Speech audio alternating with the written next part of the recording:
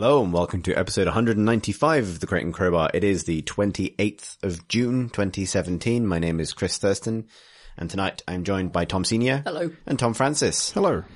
Chaps, what are we going to talk about? I don't know if there's any news. We could mention the Steam sale. We could mention the Steam sale. Well, we've mentioned it.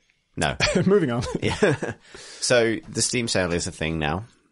It is happening. Steam summer sale. Yeah, until early July, 5th of July. Did they, I didn't actually pay attention, did they do any like special bullshit this time? Any like there is games a sticker book. There's a beach themed sticker book, and it is bullshit. There's no reason to invest time in that whatsoever. You get stickers for spending money and completing achievements like populating your wish list or looking through your entire queue or anything sort of in the kind of ancillary shop activity things.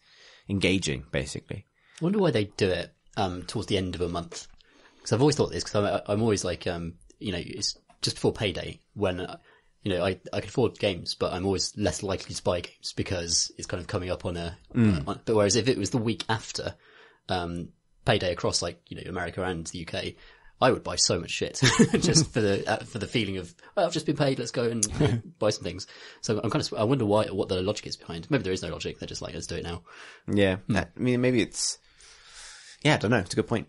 I mean, obviously it works for them because it makes infinite money, but So it's like most recent Steam sales. There aren't any daily deals or anything like that. So there's no limit on when you can get the things you want because that is good. That system is gone. Except the end of the whole sale, obviously. Yes, obviously. So I guess there may be a crash at the end. But I mean, there's no reason to wait till the end of the sale to hopefully get an extra discount or something like that. Which is why they stopped doing that, because they didn't want people to feel like, they had to kind of play they do want them to play a game, but they want it to be the weird bullshit game they made up and not the economic game of don't buy it now because it might be cheaper later.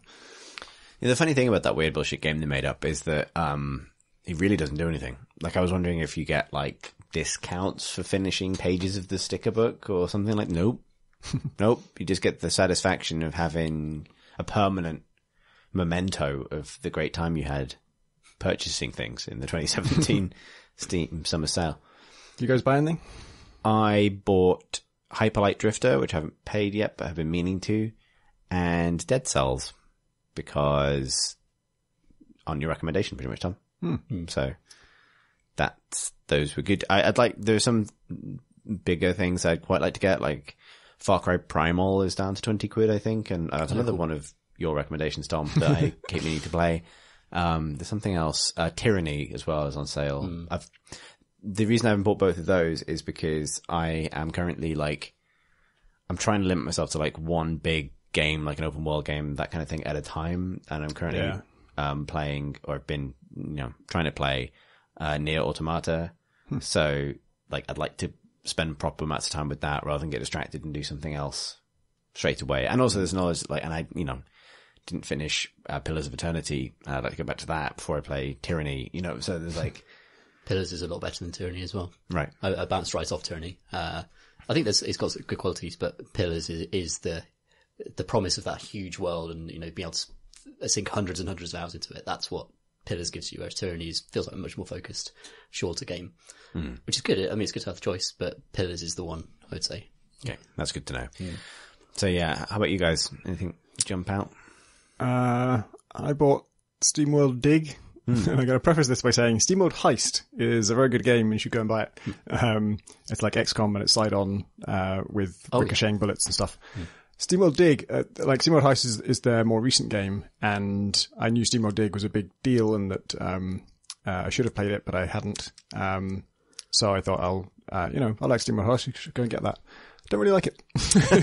I don't know if there's more to it, but it seems extremely... the kind of skinner boxy part of Minecraft where, you have to hit the block 6 times or something before it breaks. And, every now and then on an irregular basis, you get a little seam of ore and that's exciting. And then you can use the ore to get a better pickaxe and mine tougher stuff and, mine more precious things. In Minecraft, that's just like, the progression system for a huge open world game about creativity and exploration and whatever else you want it to be. And as far as I've played in SteamWorld Dig, it seems to be just the mining part. There's enemies and there are like little I found what I think is kind of a challenge room, but I didn't really enjoy it.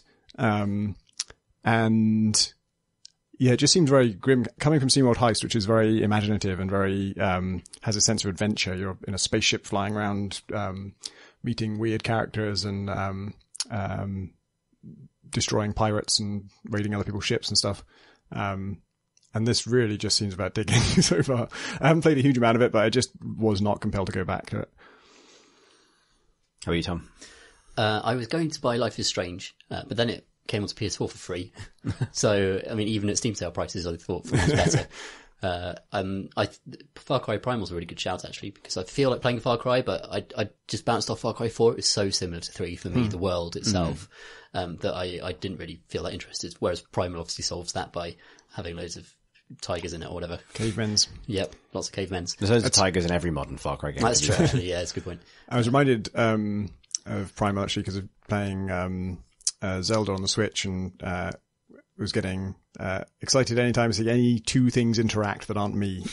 Yeah. And it just reminded me how much of that there was in Primal. Primal is just everywhere you go, 100% of the time there is a pack of wolves chasing down some deer, and then some cavemen come across the wolves and they try and hunt them, but then a bear shows up and then the cavemen run away from the bear, and then the wolves attack the bear, and then something sets on fire. And it's just like, that is just happening all over the place.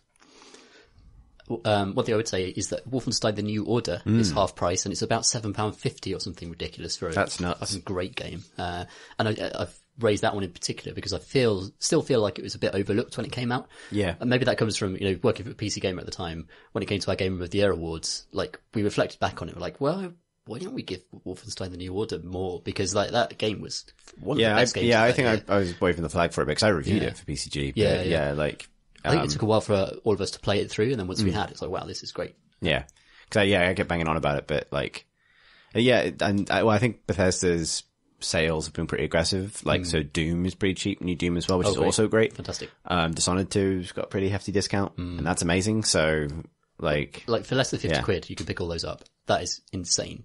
That you're getting so many good games there, like proper close to 90s, sometimes exceeding 90s. Yeah. That's awesome. I remember seeing a bit of Doom footage just in the E3 conference, I guess talking about their VR version of it, but it was just, I think it was just footage of the normal game. No, I suppose it was the VR version, but it looked identical. And it reminded me how kind of like hyper real that game looks. Something to do with like, I've got to imagine it's Carmack's legacy, cause he was always, obsessive about getting extremely good performance. And it sort of looks like it's running at even higher than 60 FPS. I mean, like, games can do that, and it's usually not that interesting because doesn't really make any visual difference to my eyes. But there is something like weirdly smooth about Doom, and I think it's actually not so much the frame rate. It's probably a whole bunch of like post-processing effects and a lot about like the lighting makes everything everything is incredibly detailed, but everything's incredibly detailed in every game. But somehow it kind of comes to life more in Doom. They've done something clever to kind of make sure everything is always lit in some way that lets you, that really brings out the detail and makes it kind of look not real because it's an incredibly unrealistic game, but really kind of convincing. It's like being ideally pissed. Like, you're at the point where you have like perfect fluid control of your body. Everything is crystal clear and illuminated momentarily before you tip over, literally and figuratively, into post-ideal pissed. Maybe it's a aliasing thing, because loads of anti-aliasing is done via post-processing these days. It's because it's so expensive to do it just in the normal way. Maybe just Doom just has a really sharp one, or maybe it does just anti-aliase properly, and that gives everything that crisp edge and that outline. The nerdiest thing I'll say. This week on the Great and Grubble, we ask, why them cacodemons so smooth? So silky smooth. Because there is, I don't know what the term for it is, but there is something between, like, where you can sort of blur between this frame and the next. I guess that's basically motion blur, but something better than motion blur, because motion blur itself is usually kind of ugly. Frame Vaseline. Yeah, that's it. I know nothing about engines. No. Yeah. Like, I think I didn't have any like big standout. I have to buy that. Like, even Dead Cells and things I got were like, because then it just come out, like, that was like a 15% discount of a game I was probably going to get anyway, rather than it being a big thing. There's nothing that's really struck me, but I guess that's because all of those heavily discounted Bethesda games are things I've already played through. Yeah, my pile of shame is such that don't really feel like adding to it just for the sake of, just on a whim. It has to be something I really, really need to try. Yeah, I've started with my backlog. I don't really feel a great pressure to get through it. It's just this infinite list now. I could go back as far as I want. I'd never, if you cut me off from buying all new games and just force me to play only what I already owned, it would last me till the end of my life, I think. But I've become incredibly intolerant or unwilling to indulge games if their first impression is good. Like, there was probably a time when SteamWorld Dig, I would have stuck with it and found out if there is any more depth to it or anything more exciting. But these days it's like, no, I gave it a chance.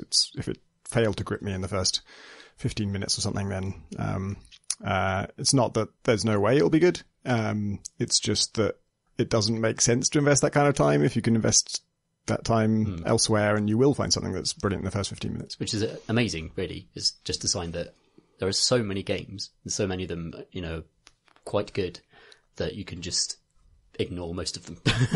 It's bad for people making games, it's good for people who play games. Yeah. Yeah, I worry about a situation where people don't have time to try the game. But I don't worry about a situation where people only have 15 minutes to try the game, because I feel like for the particular kinds of games I make, I feel like if I can't hook you in that time, then it's my fault, not yours. It's difficult though, isn't it? Because it's like, that changes based on genre. Some games just don't reach their potential. Yeah, for sure. So 4X games or even Hitman. Yeah. Like Hitman for the first 15 minutes is always just like wandering around aimlessly. Yeah, I was talking about that recently actually, because Hitman, the sort of first few levels of it is free now. I mean, it's a demo.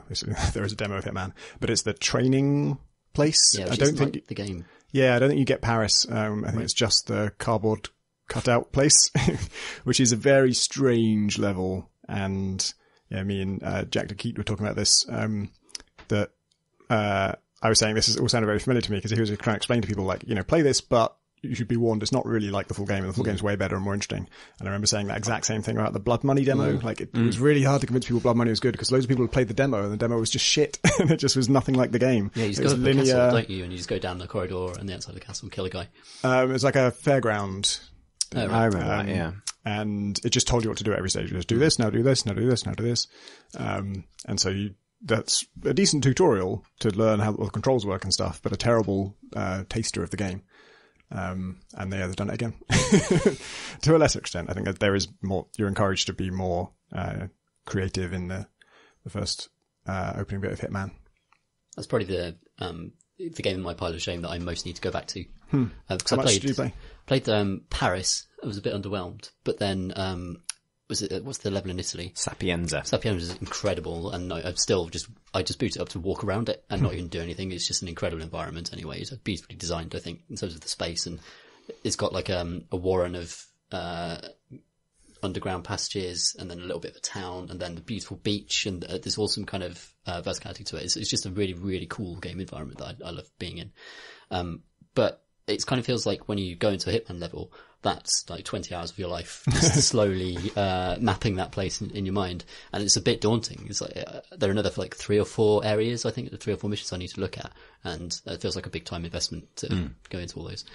My pattern for that ended up being like, when I first play a mission, obviously I'll just explore and mess around and stuff, but my sort of the thing I'm working towards is just completing it in any way, just no matter what, improvising, going with the flow, not worrying, not reloading obsessively, and just trying to kill all the targets and survive. And then after that, once I've done that, my next objective is to get the silent assassin thing, because there's usually, they've thought about that. There's going to be a route that will work for that. And so if you can't find that, then it's because you don't understand something important about the level, so you need to get to that point. And then after I've done that, start going through the challenges, and that's the 20 hours thing. There's just loads and loads of stuff to do there. I think you can, did you buy it all? Because you could buy it up front, couldn't you? Yeah, I think I did that, yeah. I've got the pass, yeah, so I do have all the levels. I think Hokkaido is the next best one after Sapienza. Cool. That's the last one, isn't it? Like Sapienza, it's just a beautiful place to be. It's just fun to walk around just because it's so awesome. Yeah. Sweet. Yeah, I think I drifted away from it after Marrakesh. Yeah. I guess the plot is so unimportant that you can easily just sequence break it. Yeah. Well, the problem is that because you kill those same targets over and over again, you kind of forget why you were there in the first place. You like watch the cutscene maybe the first time you play it, but then you skip it after that because you want to go try and do it in a different way. And eventually somehow that means you forget that you ever saw the cutscene. If you're me, I don't know. Yeah, Really have no idea what's going on. Sapiendra is just a man who plays golf now to me. the golf man, I need to kill the golf man. Get golf man, I need to kill him. And that's it. I don't understand who he is or what the hell, really. The game keeps trying to tell me that there's no way I'm going to absorb that information. There's some crazy shit with him, like being haunted by the ghost of his mother and stuff. I found that in my last. I was in there last week, and there's something slightly like psycho-like about you can. It feels like you might be able to summon him to the room and sort of freak him out and stuff, which is awesome. You can enact the haunting, basically. My last time I killed him, it was with an exploding golf ball. I put down and then walked away from, and then half an hour later, I was like, "Why the hell is everyone hunting me now?" But yeah, that game is awesome. Is that in the Steam sale? Probably. Don't. No. Maybe. Did we mention that they got control of the Hitman? No, we didn't. Oh, yes. That's So IO, it was sort of whispered that IO were in trouble and that Square Enix were looking to sell them to someone. And rather than being bought by someone else, they just went independent and managed to secure a deal where they actually keep control of the whole Hitman license, so they can do what they like with it. So that's really unusual. You don't really. I don't know how that happened, but it's a story. Yeah, it's a strange one, isn't it? Like, I wonder if it's to do with Square Enix having sort of other things to focus on, like because it's only, I don't know when, but only feels like only the last 5 years ish that they've sort of been getting into Western games this much. Sounds like they're doubling down on Final Fantasy in a big way, and like they brought the Final Fantasy VII thing in house. And it sounds like they've got this. I believe they've got this. Is it the Marvel Avengers game that they're going to be working on? I thought that's someone else. I thought that was IDOS. Oh, maybe it's someone else. I don't know, get mixed up. Anyway, isn't it because it wasn't the Tomb Raider? No, hang on. Was it the Deus Ex team? IDOS Montreal, actually. Yeah. No, you're right. It is IDOS Montreal. They're part of Square Enix, aren't they? Are they? Yes, they are. I thought they were part of. No, they're not. I'm thinking of Namco.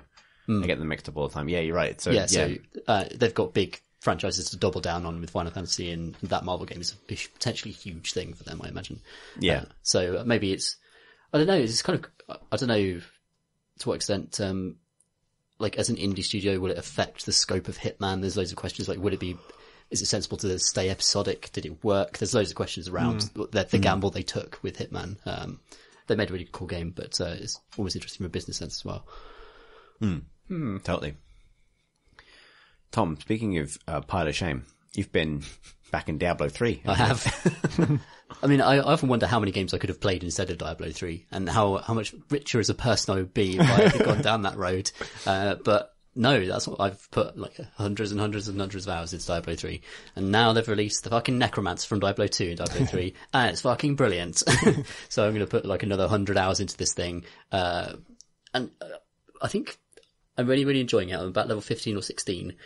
And it's reminding me how good Blizzard are at ability design and drip feeding those abilities to you in Diablo 3 specifically, and widening your toolset and giving you new ideas and for what to do with your character. Your character feels like a sandbox. When you get to the highest level, it isn't. There are only a few kind of viable routes. But when you're kind of in the way I play Diablo 3, I don't care about mining the highest difficulty levels and surviving them. So it feels more improvisational. I feel like, I can use this skill with that skill and combine it into my own build. Yeah. And it does that in a way that Diablo Diablo 2 didn't do that because it locked you into skill decisions and that kind of thing.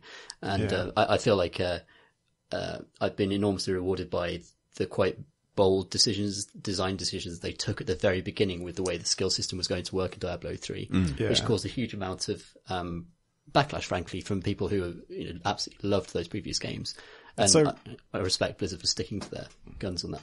It's so nuts how different it is, because I just played it a little bit today, and I haven't played Diablo 3 itself for quite a long time. I did play it a little bit on console earlier this year, but not much. And it's so the necromancer's starting skill is something called bone spikes, which you click on the ground somewhere and an area all around that bone spikes erupt and kill everything. So that first like little path down to the Yeah, Tristram. that's the test of your first ability, and you find out what your character class is going to be like. And everyone can kill everything in one hit at that point. Like, no matter what class you are, you'll always have something that a single punch of the zombie will kill it. But even in that context, the necromancer feels overpowered because it's like, I can click anywhere on screen and kills everything in one hit, and also kills everything in that area, and it generates my resource. Like, not only does it not cost anything, it actually gives me resource to do that. And there's no cooldown, it's just infinitely fast. And obviously, like that early on, you're not really getting a true sense of what the damage output is. But for quite a long time, it kills everything in one hit. And it can just instantaneous, limitless range on screen, area effect, splash damage, generates that stuff. And I remember in Diablo 1, if you wanted to go mage, it was just a nightmare to get enough mana to do anything. And even in Diablo 2, if you played as a sorceress, she had a skill that would regenerate mana, but you had to pump so many points into it just to get this really slow passive mana regeneration rate. If you didn't want to be drinking potions all the time, that was the only way to get the resource you needed. Whereas warriors, they just didn't, they can just go around doing whatever they like. Particularly in Diablo 1, there was no, I don't think you really needed your mana for very much. And so it's just an outright disadvantage to be a spellcaster most of the time. And now I'm really glad they switched to a system where, like, okay, everyone has a resource, everyone has ways to spend it, and everyone has ways to generate it. And they just got really generous with that stuff. Yes, they have. And the ways you can spend that resource are even more egregious than that ridiculous bone spike thing that is just a normal attack. So Corpse Explosion is back. And it's the best thing in Diablo 3. I'm convinced already that it's the best thing in Diablo 3. It's absolutely fantastic. It feels incredible to do. A whole page of your skill tree called corpses. Yeah. It's just, this is the corpse section. So the interesting thing about the necromancer and the way it differs from other classes is that corpses are a resource for you. So you're not only managing your essence, as it's called, which is basically mana for the necromancer, you're also managing the corpses on screen at any given point. Yeah, because they're a special thing now, aren't they? Like in Diablo 2, it was just when an enemy died, the dead version of that enemy was the thing that you clicked Corpse Explosion on. Yeah. But now every enemy creates a sort of extra thing, which is just this bloody carcass. Even like a skeleton with no flesh on it, when you kill it, a bloody carcass comes out, and that's the corpse. And that because at first I thought that was kind of weird, but then I pretty quickly came to appreciate it because, visibility, like you say, they are a resource, so you need to be able to see at a glance, how many of these do I have? Where are they? As the class levels up, I'm only like, as I said, level 15 or something, but it's already kind of added layers and layers and layers to that corpse management thing. So you can eat them for essence if you want, and you can equip runes that change that eating to be like a passive ongoing thing. Like you just, like money, you suck them into you. And in fact, the skill is affected by your gold radius pickup stat. So if you max that out, you can just suck in corpses from all over the screen to keep them feeding your essence and keep you getting this power bag. Oh my god. So obviously Corpse Explosion, which we'll get onto, is just incredible and feels incredibly overpowered, which is good. It's what Diablo, you should feel overpowered in Diablo. Everything in Diablo feels incredibly overpowered, right? That's kind of how it works. That's the whole point of it, is that you feel like you're wrecking everything and nothing can stop you until you get to the very highest levels. And then if you want to kind of maths it up, then you can play that game. It's a different game. But you can also, there's like a skill called Revive that apparently brings corpses back from the dead temporarily. In a radius. I've not unlocked that one yet, but I took it on the skill tree. Do you get the creature that it originally was? Good question. The way it's worded suggests it, yes. Awesome. Which would be amazing. I imagine this is not true in Diablo 3 from the resource element of the corpses, but in Diablo 2, how much damage a corpse explosion did was dependent on the level of the thing, or how many hit points I think the thing had in life. So if it had, 1,000 hit points in life, it would do a huge explosion, or a really powerful explosion. When super explode in death, like whales. He died as he lived, exploding really violently. The way that it's done in Diablo 3 is because I think there's just a much greater number of enemies on the screen, and the corpse potential in Diablo 3 is much greater than in Diablo 2. So it's simply numerical. There's the number of torsos or like bloody chunks that are around a thing deal that amount of damage. Yeah. So loads of skills are about corpse generation. So you can true generally, yeah, of course, but in an unusual way. So, for example, you can summon a flesh golem, and it's this big hulking, like 12-foot tall, fleshy thing, and it fights alongside you until you press its like command button. And what it does is it charges forward and it sort of belly flops into the floor and turns into about 5 or 6 corpses. It just explodes into a load of chunks. So it creates this combo where you send your minion in to just smash itself up and then you blow up its remains to kill a hero. And it escalates from there because there's an ability, I think it's called Bone Lance or something.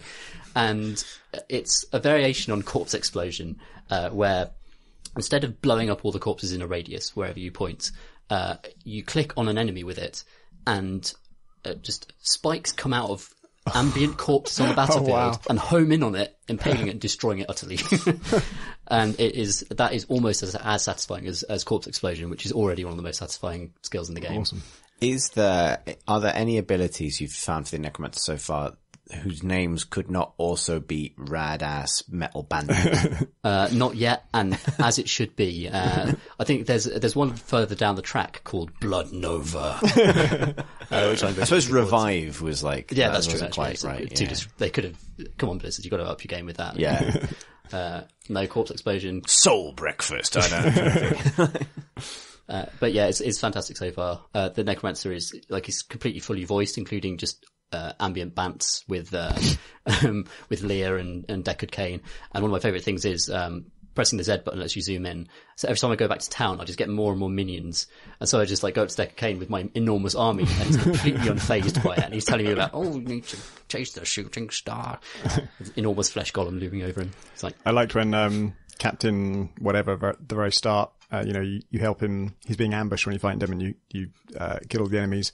And on this occasion, it was by raising spikes of bone from the ground to just shred everything, and in just 1 second, just everything was dead immediately from spikes of bone. And the thing he always says to everybody is, "Well, I've never seen anyone fight like that before."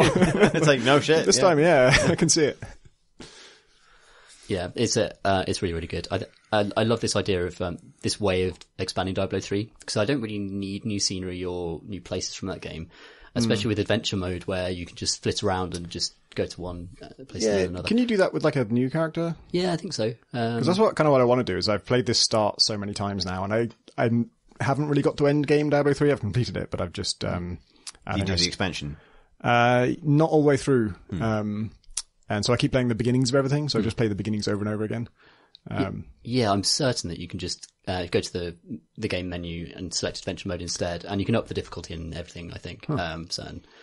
Which is you easily can with the necromancer. I had so much shit on screen. I haven't played in ages, and I don't remember what I was doing last time I did play. And I've got some thing about Nephilim points that I've got to spend, and it was a button on screen. I didn't know what to do with it, so I didn't click it for a while, and then I think I clicked it on accident in the middle of combat or something, and now I think I've spent my Nephilim points, but I don't know what I spent them on. And also I was returning to town, and I was kind of blowing through it pretty quickly, but I thought I'll just stop off at the merchant and see if he's got anything. And there was a dagger there that was a bit better than mine. It cost 4,000. I thought, oh no, I don't think I have 4,000 by then. I looked at my gold. I have 760,000 because I guess gold is shared now. Yeah, so with the Nephilim points, I can't remember what they're actually called, but they're an account-wide thing that all of your characters will have. And they've retrofitted it so that all those characters you played with a year or two ago will have earned them. And so those every character gets that allocation, and it's going up all the time. And it lets you put points into stuff like lifesteal on hit, and lots of kind of background passive benefits that let you create a certain build, like attack speed and stuff like that, and gold pickup radius, which is great if you want to hose up those corpses if you're wandering through dungeons. So that's what all that stuff is. Yeah, so much nicer how it shows weapon stats now. You mouse over something and it just breaks down what will happen if you equip this relative to what it will replace, and it breaks it down into your overall damage, your toughness, and your recovery rate. So it's not even here's the difference to your hit points, or here's the difference to your armor class, or here's the difference to your chance to hit, or whatever. It just summarizes it into really broad categories. And recovery could be passive healing over time, or it could be lifesteal or whatever. It has some kind of equation to summarize all that stuff, which is exactly the kind of thing I think a lot of developers would say, oh no, we can't possibly tell you what the bottom line is, because it all depends on the tactics and also situational. If you're going to do a lot of damage, then obviously lifesteal is going to get you more than if you kite a lot, then you passive thing. But like, I'm the kind of player just like, please just summarize it. I can't, give me the I don't approximation. have, those equations better than I do. Just give me a rough idea. If you really, Diablo 3 is really good at splitting up this information actually, because if you go into your character sheet, you see all of that, all of those like really minute details are there. Also, if you're hovering your mouse over skills, it gives you just the general idea of what it does. If you hold down control, it gives you the actual percentage damage increase as you're mousing over the tooltips. Because I noticed I wasn't getting that, and so I immediately went to the options, because I think I remembered an option about that, and sure enough, yeah, you can check it permanently as well. Just have it like, always tell me the numbers. Always tell me the odds. And then it's like, oh, well, you can summon a wave of undead that deals 12,000% of your weapon damage is physical. Oh, wow, that's awesome. I'll take that. I was, I'm using elective mode. I don't know if you are, where you can move things, but, out of the categories that they think you should have them in, or out of the slots they think you should have them in. And I unlocked like a skeleton mage thing, not really a pet type thing, more of a temporary summon. Yeah. Death mage. And, it replaced, Bone Spear, I think, but I'd come to really rely on Bone Spear, so I wanted to kind of move that out, and I thought, I tried to play some Corpse Explosion, but obviously I wanted Corpse Explosion, and then I, eventually ended up with just Corpse Explosion and Bone Spear again, and then I thought, like, I'll just see, I'm trying to, like, play games more thoughtfully and, like, make more informed decisions about what I'm doing, rather than just sort of playing all by instinct. And so I thought, well, let's just see what, like, the mana cost is. Like, both Bone Spear and Corpse Explosion do loads and loads of damage and are good for taking out something, pretty quickly. But I just want to see what the essence cost is of Bone Spear compared to Corpse Explosion. I assume it's about the same. And then Corpse Explosion wouldn't tell me how much essence it costs. I'm like, well, that's weird. Why doesn't it cost? That's the cool oh thing my about god, it doesn't cost anything. It has no cooldown. It costs no essence. It's literally just, if there are corpses, you can explode them.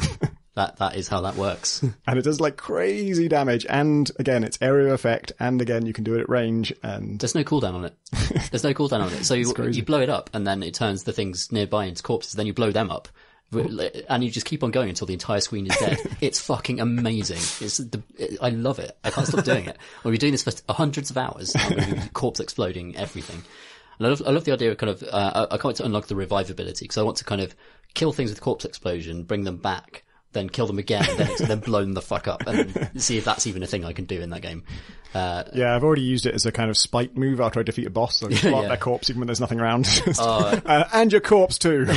The second sort of basic attack you unlock, I can't remember what it's called, but you suck all the blood out of stuff. So the necromancer just kind of waves, he like kind of beckons with both his hands, and all the blood in a stream comes out of the enemy. The sanguine hoover.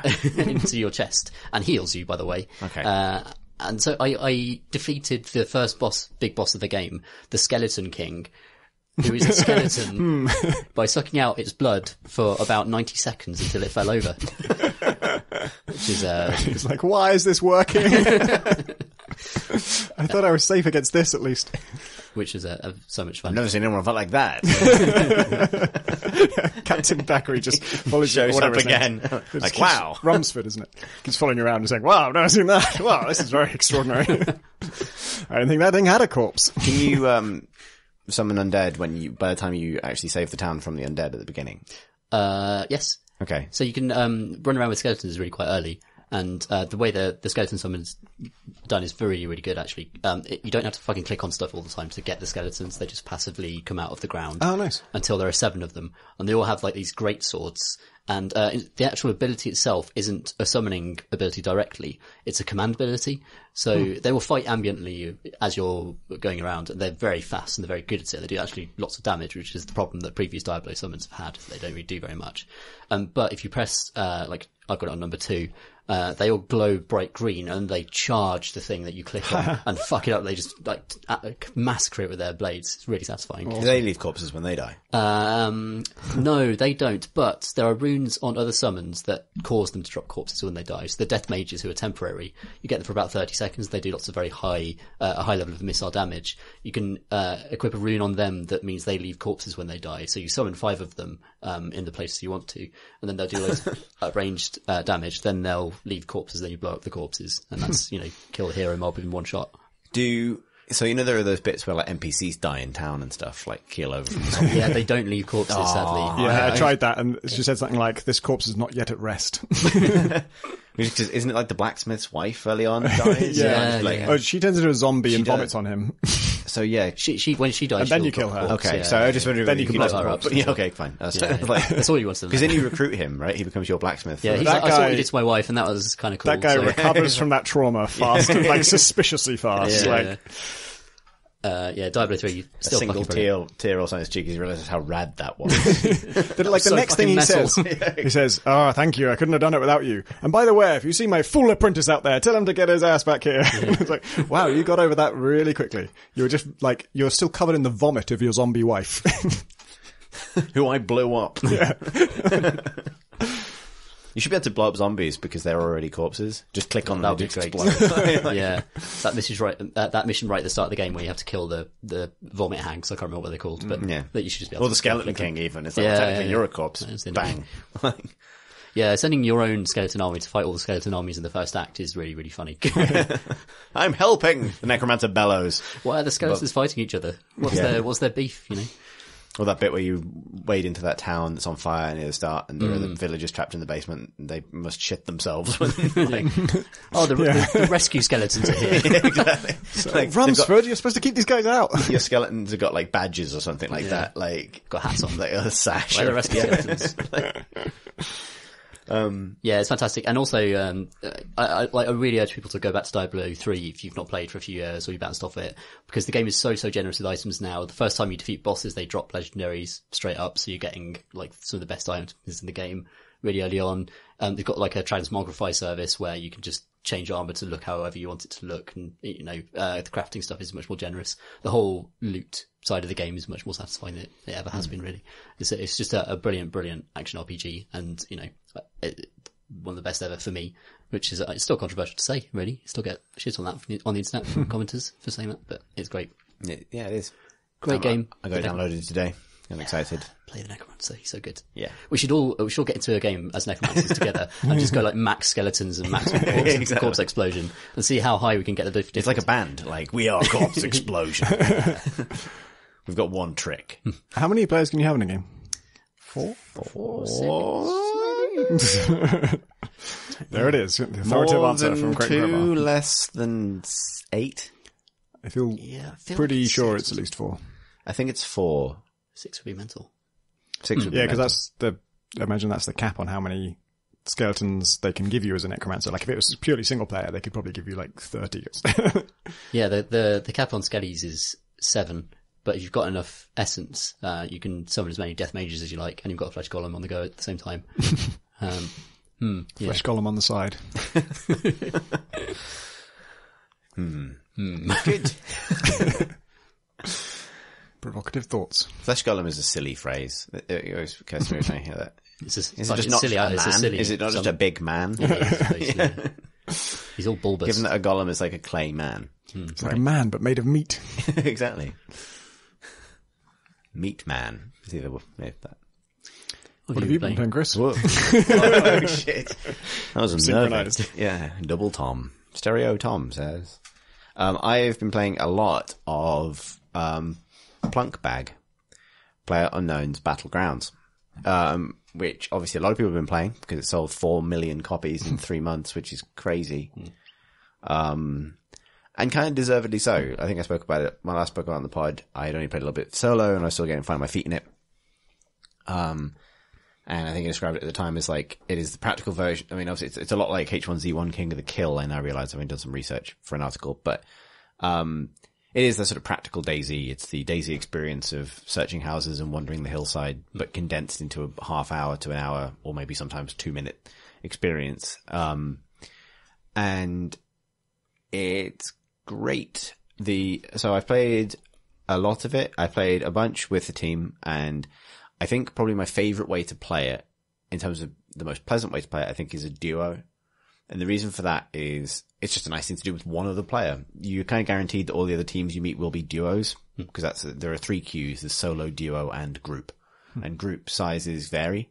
So you could be, a team of 3 up against a team of 5. And actually, weirdly, that does kind of balance out, because the nature of the game is so much about getting the drop on other teams, and it's so much about scouting and listening and smart map movement. and picking your time to fight, that being a smaller team isn't the disadvantage it would be in a different type of game necessarily. Because if one of you can get the drop on 3 people, those 3 people are probably all dead. And if you're a smaller team, you're probably going to make less noise. You're going to less chance of getting discovered. But duos are great because there's, you know, you can bail each other out. When you're playing in a group, you get like a revive mechanic. So you're initially downed and you can be killed from that state, but you can be revived, which makes it a little bit more forgiving. But also when there's only one of you left, if one of the pair dies, then the game is almost certainly going to be over very soon. And that's helpful because one of the downsides to the way it works is once you're dead, that's it. You can spectate your friends, but obviously you're extremely limited in what you can do. You can't even like rotate their cameras or anything because you can't do anything that would give them an advantage. So, you know, the downside I've found to group play has been if someone fucks up the parachute jump and drifts off course or gets lost or just happens to get unlucky and just gets shot from nowhere and no one can get to them, then that person can have quite, you know, sometimes it can be really fun to watch, but sometimes it can be like, well, I'm playing a game, but technically I'm just going to sit here and watch for 20 minutes while the game ends. Which is, you know, I don't know how you get around that, but it's a should have a suicide pact where if one of you dies, the other one just kind of runs into the... Yeah, which is easier to arrange with a duo, right? If you're playing with 4 people and one of you dies, then naturally the other 3 are going to want to keep playing. Like, it's not like, oh, we all go now. The other 3 should fight each other to the death. Indeed. Like friends would. So that's all kind of, and so I've had some brilliant, like just great experiences, and you kind of list off the anecdotes and stuff, but it's such a reliable generator of tense moments, interesting moments, and team strategy and a lot of the kind of social dynamics. It reminds me a lot of the early days of Dota when that felt, I'm playing it with a lot of the same people, which helps, but like when that felt sort of experimental and kind of like a big space to run around in and kind of discover the limits of. And people have their own approaches. And the thing I love about team multiplayer games is whenever they potentially show the personalities of your friends rather than you all just being game characters acting towards a common goal, like the way people approach it, their attitudes, the way they communicate, the way they team play tells something about them. And, you know, that's definitely true for Battlegrounds. Like I have my cautious friends and my reckless friends. I have my friends who get lost and I have my friends who wander off, and I have my friends who are very calm under pressure and the friends who aren't like that. You know, like I'm not, like I tend to, I have a bad habit of, you know, choking on that final crucial shot that might win you the game kind of thing. And you learn that about people and you kind of, you know, work around it. People have their own gun preferences. So you have it's just little interactions that make games nice. Like you find someone else's favorite gun in a building and you let them have it or you deliver it to them and that kind of thing. So that's all been really lovely. However, because I've been playing it as my, just like break game really while I've been working on things or like doing other things, to the extent that I also started watching streams, because actually, so I took a week off, or sort of like I basically took a week where I didn't take any big commissions. I was just doing some sort of smaller things, and I spent a bunch of that other time just painting and doing hobbies and stuff like that. And, it's a shout out to the Miniatures Monthly crowd. It's a brilliant game to watch on a stream while you paint or do anything like that, because it's a lot of things not happening and then like a small burst of something happening and then back to someone while people just sort of talk. And if you find a streamer that you like, you could just listen to talking, then that's kind of fun. And it's a pleasant sort of way to spend time. But doing that, because I was watching some of the better players, taught me a lot about how the game is best played from a solo point of view. And so I feel like I've gone through a barrier on Battlegrounds now where I kind of get it as a game more than as an experience. And that has some upsides and some downsides. I think the upside of it is I have reliably more fun in my games now in terms of like I get more done. I get more kills. I'm getting like I average about 7 to 8 kills per game, win or lose, which is fun. It means you're getting the drop on people and my instincts have changed. So when I started playing, it was a game that was fundamentally about like an initial rush where nothing matters, which was followed by a long period of terrified hiding and crawling and sneaking and scouting and trying to stay within the decreasing safe area of the map while also having my back to the edge of it and trying not to get shot. And then inevitably a tense moment towards the end, depending on how far you get, followed by a dramatic anticlimax when you get shot in the head. Which is a lot better than it sounds. I think I came second twice,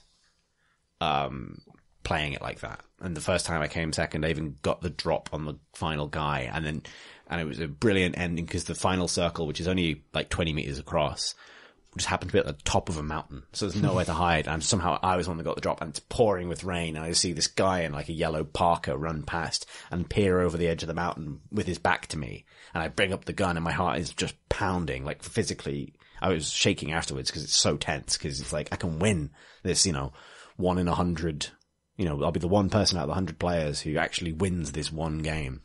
And I fired bullets in a perfect outline of that person. They went everywhere he wasn't, like perfectly around him. I saved it shadow play afterwards so I could watch it back, and you just see my AK like kick, like, and he just turns around and just shoots me in the head. And it's like, oh shit. I love that idea that no matter what happens to you, you have to kill one person to win. Like, you can hide the whole time. But they can be killed by the boundary. So if somehow the final person was slightly outside the boundary when it shrank and you were the last person, and like, it would take some kind of mad coincidence. I still can't find you. Where is he, damn it? Yeah. If there's some mad coincidence where like the zone shrank around you, so you didn't have to go anywhere, and everyone else died in the zone or killed each other in the zone, or like there were 3 people left, one guy shot the guy who was in the zone from outside the zone and then died. Right. Like something like that, then you could win that final shot. But yeah, it's unlikely. Most of the time it will come down to a small patch of ground and this sort of like good, the bad and the ugly standoff between usually 3 people at the end. In solo games it tends to be 3, right? I bet that guy in the yellow parka is telling this story to his friends, like, you won't believe it. I was like, the last, there's one guy left. He got the jump on me, and somehow he didn't kill me. Yeah. And so, and I have won one now, and that was a fucking amazing feeling. Like, it was, there's, like, it's not a big moment, because the game just ends. It just says, winner, chicken dinner, which is the thing that's become that meme, but, and you get loads of points that you can spend on the world's most disappointing loot crate, where if you're lucky, you'll get like a single moldy sock, or a shit hat, or like, like some naff trainers, if you're, It's a weird game to have loot in, given that you want to look like grass. Yeah, basically. Well, like, I mean, I've had heartbreakers. Like, I found the ghillie suit, and I've only ever found it once, and it makes you look like fucking grass Chewbacca, which is perfect. Yeah, that's what you want. And I found the ghillie suit, the AWM, which is the sniper rifle that you only get from the red crates that drop by the plane, and a sniper rifle silencer, which is just like, that is the best loadout in the game. And I just ran up a fucking hill, and there was a man sat next to the rock that I was looking, and he was wearing all grey, and I didn't see him. Damn, that's another kind of I was camouflage. like, that rock's wearing oh shit. No, right. Like, and that was that. And I could see him crawling over to my body as I as the camera panned out. And he's like, oh god, it's Christmas for him, and I hope he won. I hope you had a good time, rock man, defeater of grass man. How does it work in Pokemon? Is there like rock type and grass type? Grass beats rock. Grass beats, hang on, no. Ground beats bug. I don't. Ground, grass and bug are different elements in Pokemon now. Ground, grass, So enjoy rock, that. and bug are all different. Yes. Okay. Also there's dragon and fairy. Yeah. Who the fuck knows what they do? Yeah. Is there corpse? Fairy counters dark, but dark is different to ghost. Yes. I've never felt as old or decrepit as I did when I tried to get back into Pokemon a year ago on my 3DS, and realised I don't have a brain big enough to hold this giant grass in my head there's anymore. a lot of 7-year-olds in the world with the most complicated elemental type weaknesses matrix in their brain. Yeah, which is not for me. No. This game sounds awesome. I admire their commitment to finishing it. Yeah. And I admire the commitment to making it work and fixing servers and that sort of stuff. That's what really makes these things. Well, this is the thing. It's genuinely exciting because like they announced some new patch stuff this week, so it's going to get destructible buildings this week and picking things up while you're moving, which is a really big deal. And some sort of various changes to weapons and things. And it's getting like vaulting and mantling and climbing in the future as well. And you can kind of believe it. It doesn't feel like an early access game, even though it's an early access. No, it doesn't. It has some rough edges, but it fundamentally works. And because it's been built from scratch, even though it's heavily inspired by Arma, weirdly, I think it feels more like Arma than it would if it didn't have a Eastern European setting. I think 'cause people see on the map like Georgiopol and all these different town names, sort of Ukrainian, Russian town names. You think that, and you think, oh, this must be an island pulled from Arma, and it's not. It's just that that's the theme they've gone with for this first map. The next one will be Peru, I think. And weirdly, you sort of forget, oh shit, this isn't the Arma engine. It has a lot of the same ideas, but it's a lot slicker, and they're like, yeah, there's a real kind of game feel thing that I've always had a problem with armor, where obviously it's very hardcore and intensive and like a simulation of weapons and modern combat in a way that most of the games I enjoy aren't. But I feel like that's not an excuse for having just walking around feel like crap, which is a problem. Like the stances system and all of that stuff, which obviously seems to be essential to make the game work at its highest levels. But for a new player coming into it, I kind of expect games to feel better or feel different. Maybe it's an expectation problem. Yeah, there are definitely things in Battlegrounds that are feel like armor in that way. Like it's very pedantic or realistic about where your gun actually is and how you can move it. Right. So if you lie down, you can't aim further down than you are. Like you lose a lot of, there's a lot of benefits to being prone generally, but you lose a lot of your ability to maneuver your gun for obvious reasons. Like if you want a proper control, you should probably crouch, but that makes you more exposed. Likewise, if you're up against a wall, you can't aim down your sights because you can't physically fit the gun. Yeah. Like, cause in a traditional FPS, your gun is super abstract. It's like attached to the inside of your eyes, like in terms of where it is physically. Yeah. Whereas this, it's a physical metal thing that's sticking out in front of you. So if you're too close to a wall, it won't let you bring your gun down. It'll be up against you because that's where it has to be. And so there's a lot of like, this is what I mean by kind of learning the game. Like you get used to like what works and what doesn't, because a lot of the time dying or winning in a fight comes down to, do you make one of those mistakes? Like the amount of times you see someone pop up behind a wall but realize that they're too close to the wall to actually like bring their gun to bear. So they just stand there for a second and go like, oh shit, I need to move backwards slightly, and then they get shot in the head. And it's that kind of thing. There's some sort of gamey things as well that feels like becomes the meta of the game, and I don't know if it's really helpful to know, but it's like you can tell when players do and don't know how to actually fight properly. Like firing from the hip is perfectly viable, right? And you probably should, like most of the time, particularly in close range combat, which means that you can afford to get like the best and longest scope you can get for your rifle.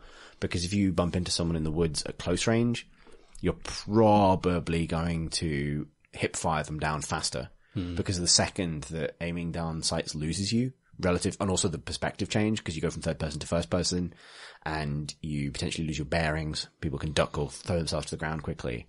That often the best thing to do if you're surprised is to just run at someone, rapidly, firing your assault rifle from the hip at their like pelvis, because it'll kick up into their chest and you don't have to do very much damage to kill them.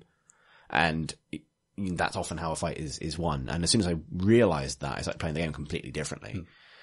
So my approach now is like, previously I would look at the map and plan like, where is the plane going that drops everybody off, and how can I get somewhere that's far away from its flight path quickly so I can gear up in safety? And now most of the time I drop directly onto the school, which is like one of the most, it's right in the middle of the island pretty much, and it's one of the most sort of mad deathmatch areas at the beginning of the game, because loads of good stuff spawns there, but it's also a really big obvious building, so a lot of people drop onto it. And I can now like reliably win the school, basically, is the measure. So it's like, because probably in a given game of the 100 people, 5 will drop there. And so if you can kill those four people, or kill enough, be the last person standing, then you have like the pickings of the best area in the game, and then the game begins. And that's a very different way of approaching it. It feels a lot more confident, a lot more aggressive than the sort of trepidatious survival thing you start with. And it's interesting going back to team play after that, because you then clash with other people's attitudes. Like my attitude is now like, I'm just going to dive head first into the most contentious area of the game. Because if I die, in a solo game, if I die, I'll start again. But in a team game, you've got to weigh that up against like, well, if we could win the fight in the school, but lose one person, at which point that person has a shit time. Yeah. So there's like an interesting, that sort of trade-off is super interesting.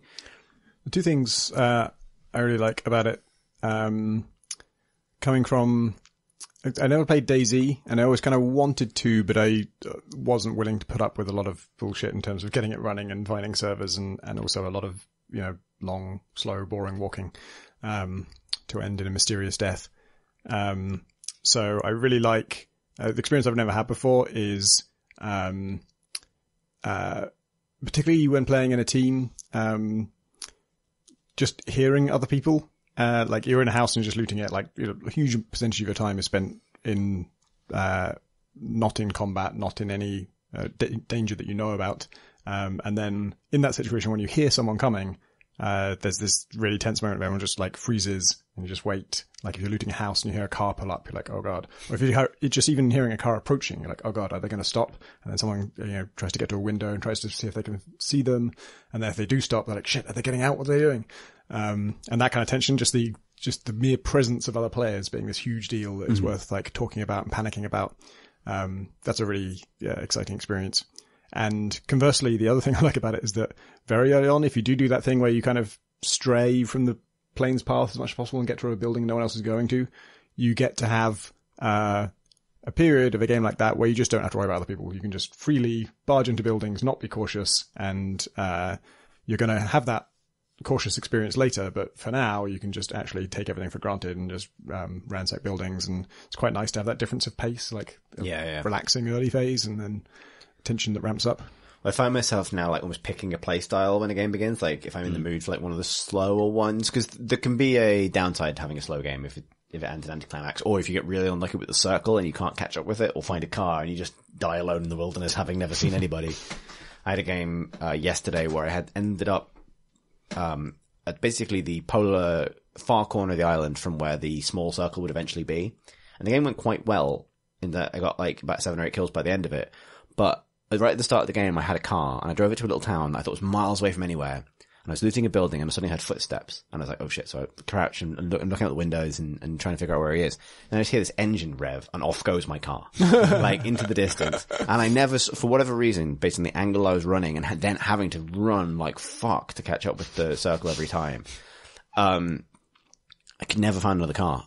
And I was so deep in it's often like you hear people on Twitch and they frown on people like swimming in the blue, which is people kind of like fight entirely in the danger area.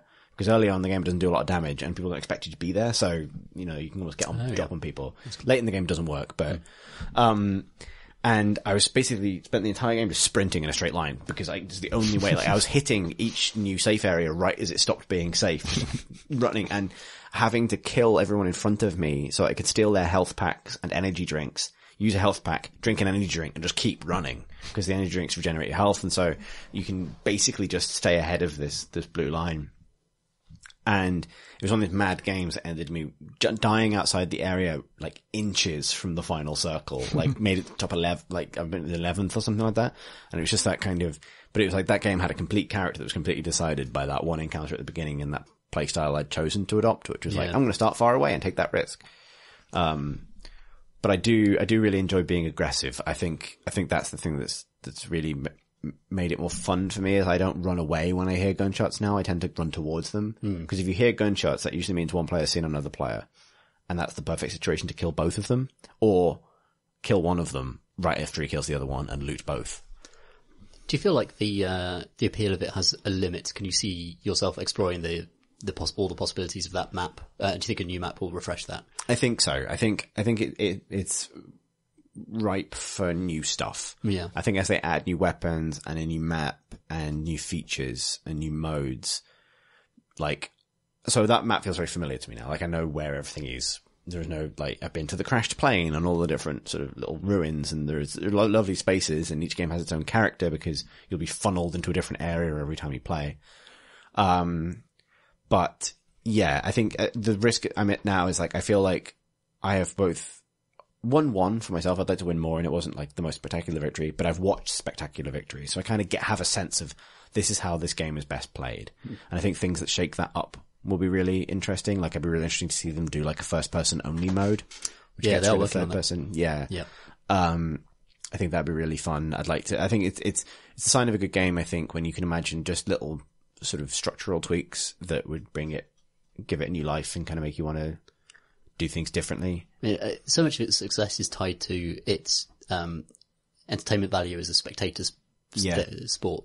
And I wonder to what extent that can continue for any game. And a lot of these games, like H1Z1 as well, is a much more poorly made game, frankly, that still has a huge following. It was the third most played game on Steam last week when I was checking. And that is nonetheless quite shonky, but has a lot of silliness to it that makes it very good as a spectator sport with entertaining casters who can use that silliness and kind of play off it. And I wonder if these games, it's almost the Twitch generation of games that we're in. A lot of these games are just reliant on Twitch audiences and that following. And you almost, to what extent do you start tweaking the game to make it a spectator experience as much as it is a fun thing to play? I think I actually wrote something about this today that'll be going up on Eurogamer sometime soon, maybe even by the time this podcast goes up actually. But I think Plunk Bag is in a good place because it is 100% designed to be the game that it is and to grow from here. That's why it's good. Every other game in this genre is what it is by accident. H1Z1 was supposed to be an MMO. It was supposed to be a DayZ MMO, and they found this one multiplayer mode that really works for them. And they all have this such ad hoc design process, and this has been structured and the engine has been constructed to make this game that it is. And that's a good thing because that fundamental idea, that design for this battle royale thing is fundamentally watchable. It's based on a movie. Like, you know what I mean? I think regardless of, I think it's a format that's in a good way quite hard to get bored of because it does reliably create situations. It's that length as well. It's that half an hour to 45 minutes. Yeah. Maybe an hour at a stretch that, like, that predictable chunking of time is, you know, when I watch stuff, I like to know that it's going to last a certain amount of time. I think that makes it more watchable as well. Yeah. The circles shrinking, that happens on a fixed schedule, right? Yes. So how long is it till it gets to the final circle? I think it's about half an hour. Right. So you know. So every game lasts that long, basically. Yeah. Unless somehow everyone dies before. Yeah. That's a really good amount of time. That's a short amount of time. It's not like a DayZ thing or where it could be hours and hours and hours. It's not trivially short, but it's not forever either. Like it's, And I think there's something really like something that not every game can do is it's fun to watch Battlegrounds played by people who are shit at it and played by people who are good at it. There's a lot of games you wouldn't watch unless you were watching like the best person in the world at that game, or else you might as well be playing it yourself. Whereas Battlegrounds, because it's a good showcase for personality, when it's played in a team, you kind of, Dota can do this as well, I would argue, but like you get that sense of like, this is a group of people having an adventure in a particular way, and maybe they're rubbish and maybe they're great, and it's fun either way. But then it's also appealing to watch people who are extremely good at it, because you see like feats of marksmanship that are like, oh shit, that was amazing. Like, you know, or like, you appreciate how spatially aware someone is, or how able they are to pick up movement in the distance and, you know, land a perfect hit. Like, it's a rare game where I found myself, like, looking up particular things. Like, I decided I just wanted to see someone get, like, a mantle kill with the crossbow. Because the crossbow is fucking rubbish. It does loads of damage, but it takes 4 years to reload. And, it has huge projectile drop, because that's what happens. If you miss, you, like, just stand there like a lemon, slowly reloading this crossbow. I got a kill with it extremely short range, just to try and convince the guy that I shot him from really far away. My only use of it was me and Alex were holed up in a house, and we had some people pulling up, and kind of had to jump on them. I don't think they knew we were inside, and I could see them through the window and I had the crossbow. I thought it was a great weapon because I hadn't used it before. I was just like going by video game lore. Like, traditionally, the crossbow is a super powerful weapon. And I was looking at them through the window, and I had a shot on one of them, so I just fired, and there was just a really loud noise. Alex jumped out of his skin because I hadn't warned him that I was going to shoot, so he thought they were shooting. And they heard exactly where I was, and we lost the element of surprise. And then a little while afterwards, the guy didn't die or anything, and a little while afterwards, as I stepped back from the window, I saw the bolt sticking out of the window frame. Okay, well, that was a disaster all around. It does loads of damage to crossbow. It's the most powerful sniper weapon in the game, but before the AWM. Like, it's more powerful than the other sniper rifles if you hit somebody. But it's like a No Land Beyond thing where, like, someone who's really fucking good will. Or you get the drop on someone who's hiding behind a tree looking at someone else. Right. You fire it into their head at like from 10 feet away, and then you deliberately stay where you are, because their camera is going to follow their corpse. They're going to see killed by headshot from crossbow. And then you walk up like a minute later as if it took you ages to get there because you were so far away. That's awesome. Yeah. It's great. I love that the fundamentals of it pay off, that having fundamentally an engine that works, and that, you know, I'm sure it has sync problems and, you know, the things that it can be a bit weird. I found that weirdly, I get much better performance on the NA servers than the EU servers. Okay. So I started queuing in NA. That's when I finally won. That's good. That's probably a terrible tip because people are going to flip people's servers. It's worth experimenting with the other regions just to see what performance you get.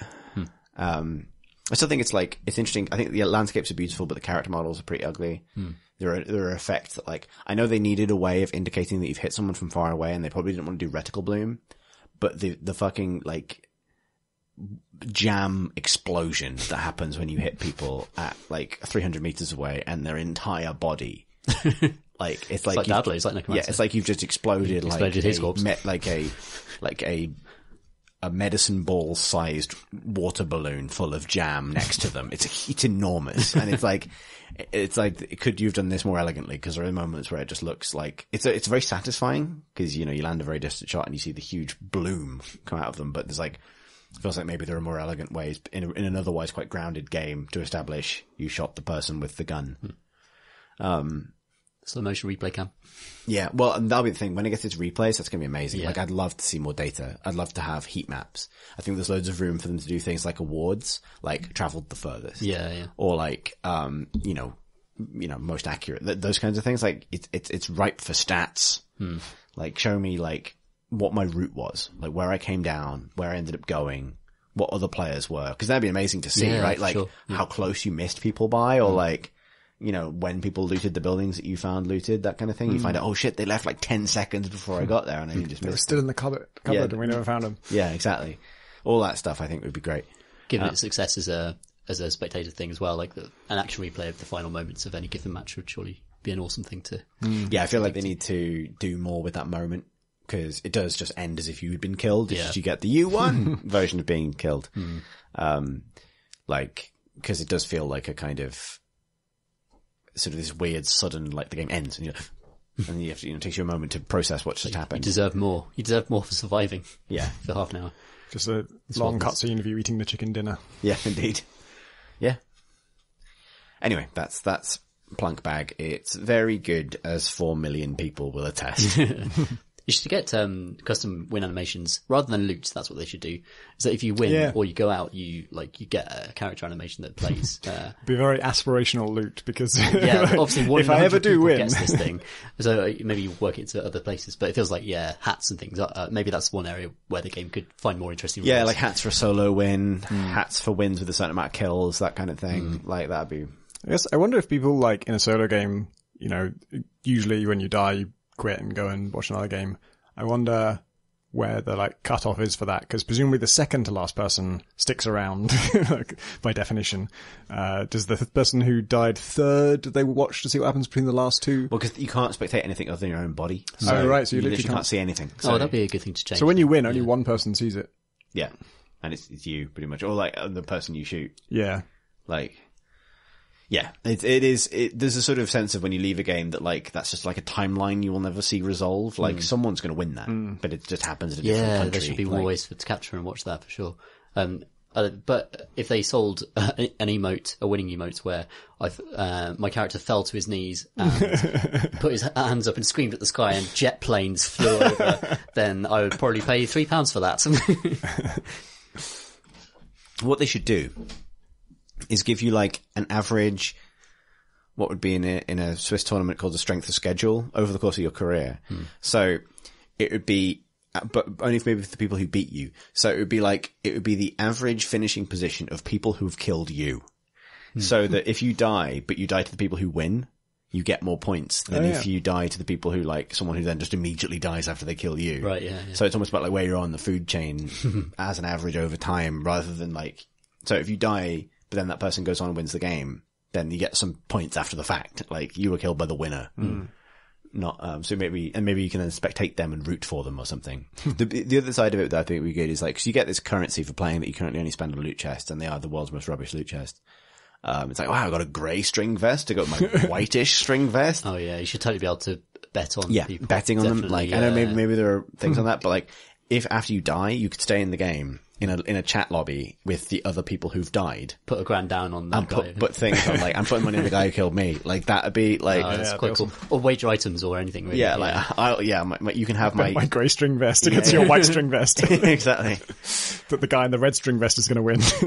That I think would be great. I think that'd be really fun. But yes, it's a good game. I now want to play it. So, good job, podcast. Shall we do questions? What is this? You sound different, Tom.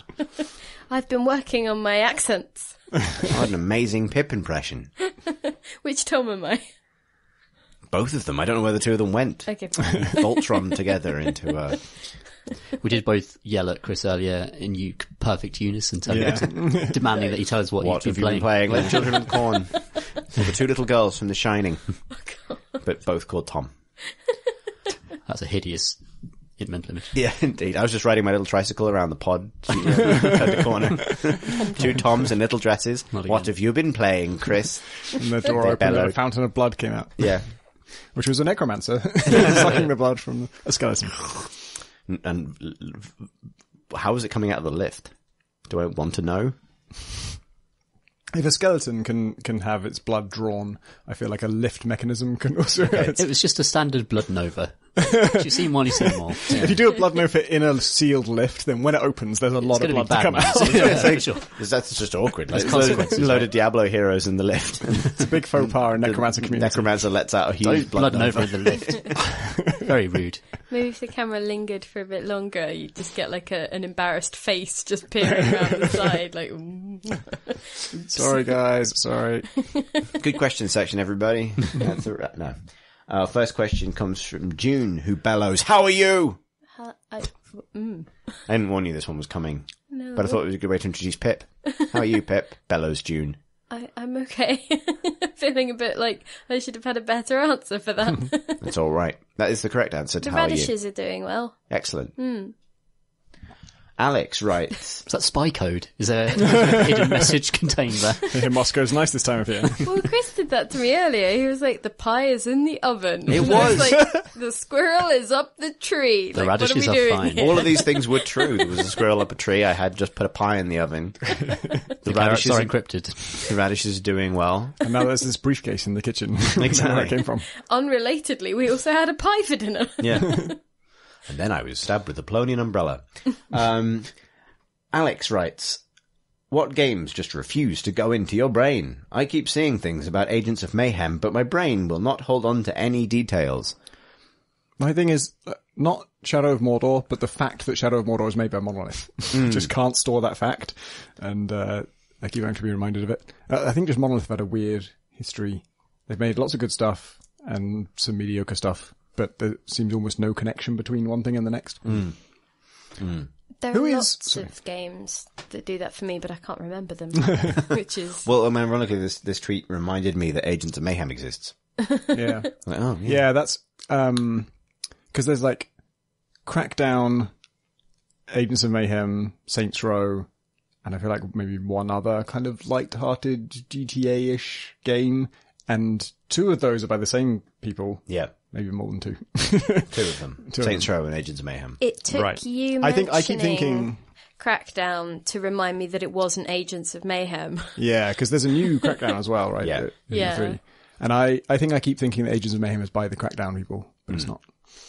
No plot details of the game Prototype or Prototype 2 have entered my brain. And also any game like it. You don't remember the travails of Prototype protagonist Alex Mercer. Why the fuck do I remember that? Crap. Yeah, I mean, almost all games don't go into my brain because it's fucking nonsense a lot of the time, to be honest. The guy in Prototype 2, early on, tells an enemy he's going to kill him and then skull fuck the corpse.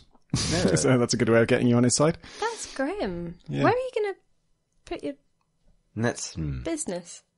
Like, You've got choices, is it an I eye? It's best not to dwell. I think... Actually, it's a good question. I've been assuming it's an eye for some reason, but now that you mention it, it could easily be the mouth. Or like the neck. Like that's I mean, there's a lot once of, it's off, yeah. I mean, and presumably ears. I mean, Ask a necromancer. I can't remember his name though. Sorry, no, I'm not going to finish that thought. I've been thrown rather by that. Maybe it just depends your girth. Fucking help it. Well, I mean, you might want to vary it a bit. How many people use Skullfuck? This is the grimmest idea you've ever introduced within 2 minutes of the radishes are doing well. I'm just trying to be helpful. I'm sure this answers the question, what games refuse to go into your brain? This one's never leaving now. Well, I mean, that's one way of getting things in there, I suppose. Oh, God. Philippa. Sorry. The next question comes from, I think I'm pronouncing this right, Garrick, who writes, what is the best game for gardening? Oh. There's no way this is going to get onto necrophilia.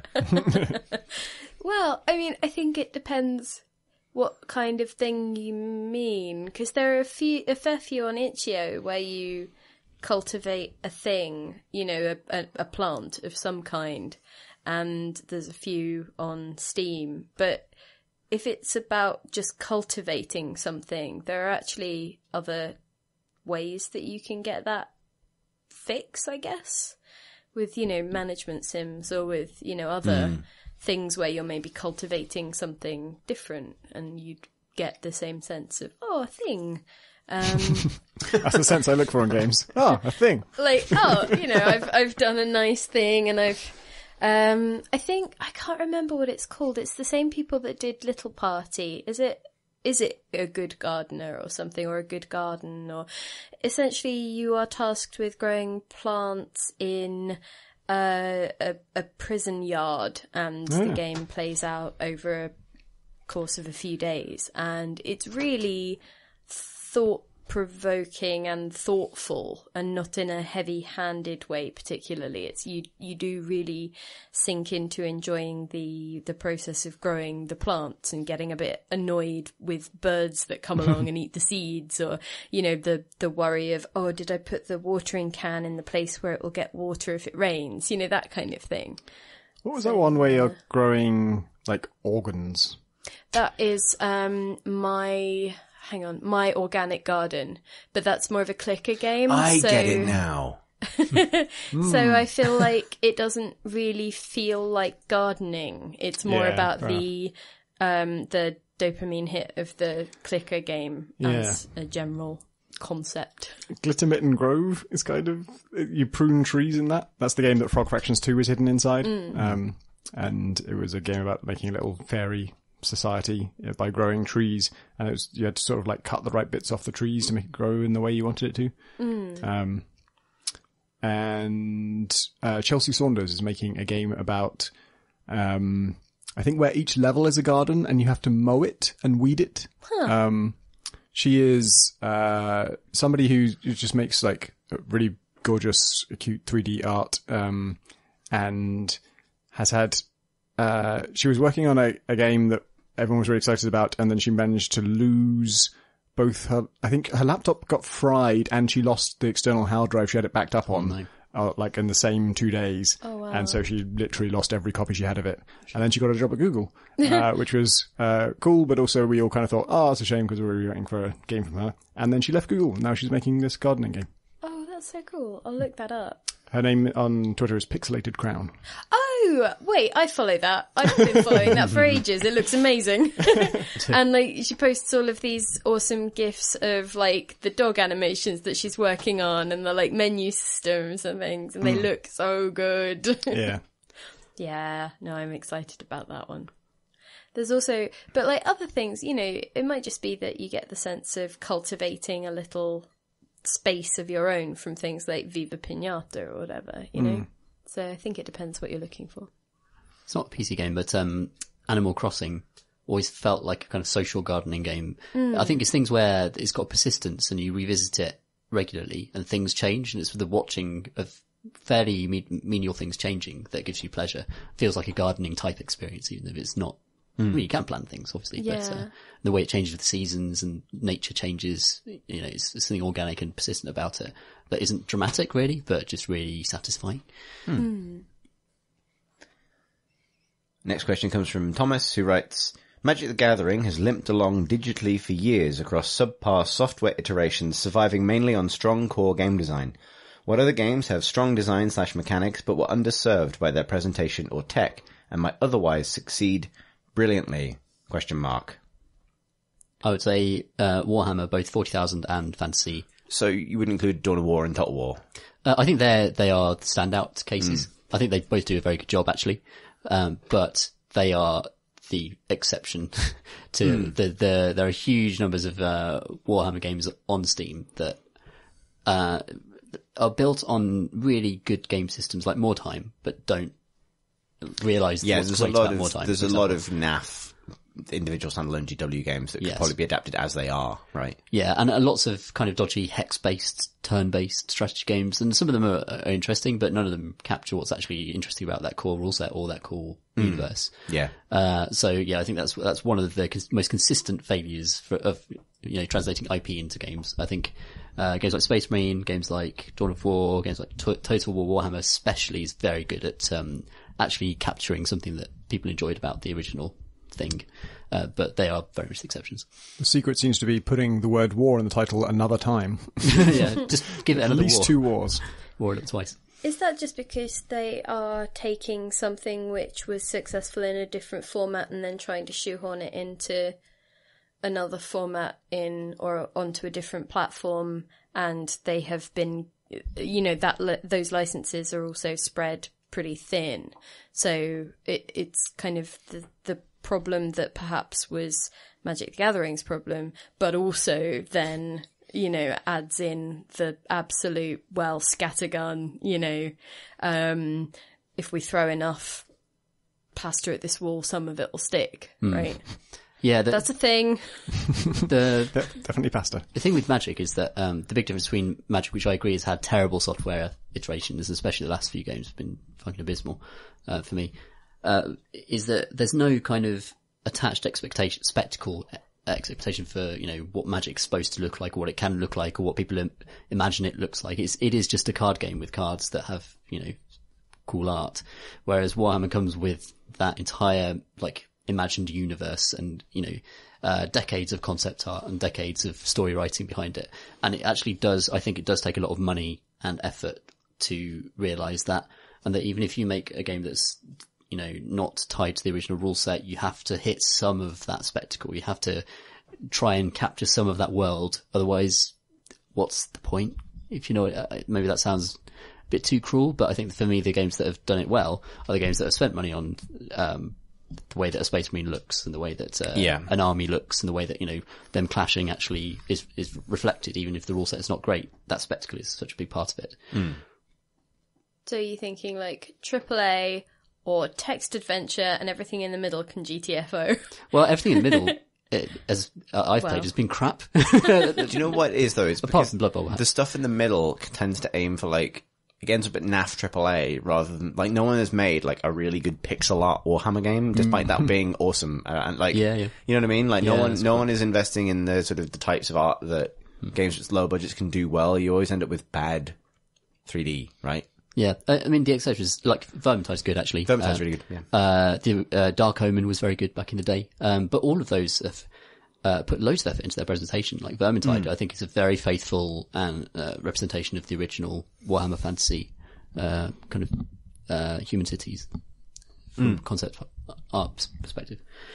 Yeah, that's the big one I'd choose. That's always the one that I feel like most studios swing and miss at. Very few studios nail it. Yeah, we might be particularly sensitive to that. That's very true. Yeah.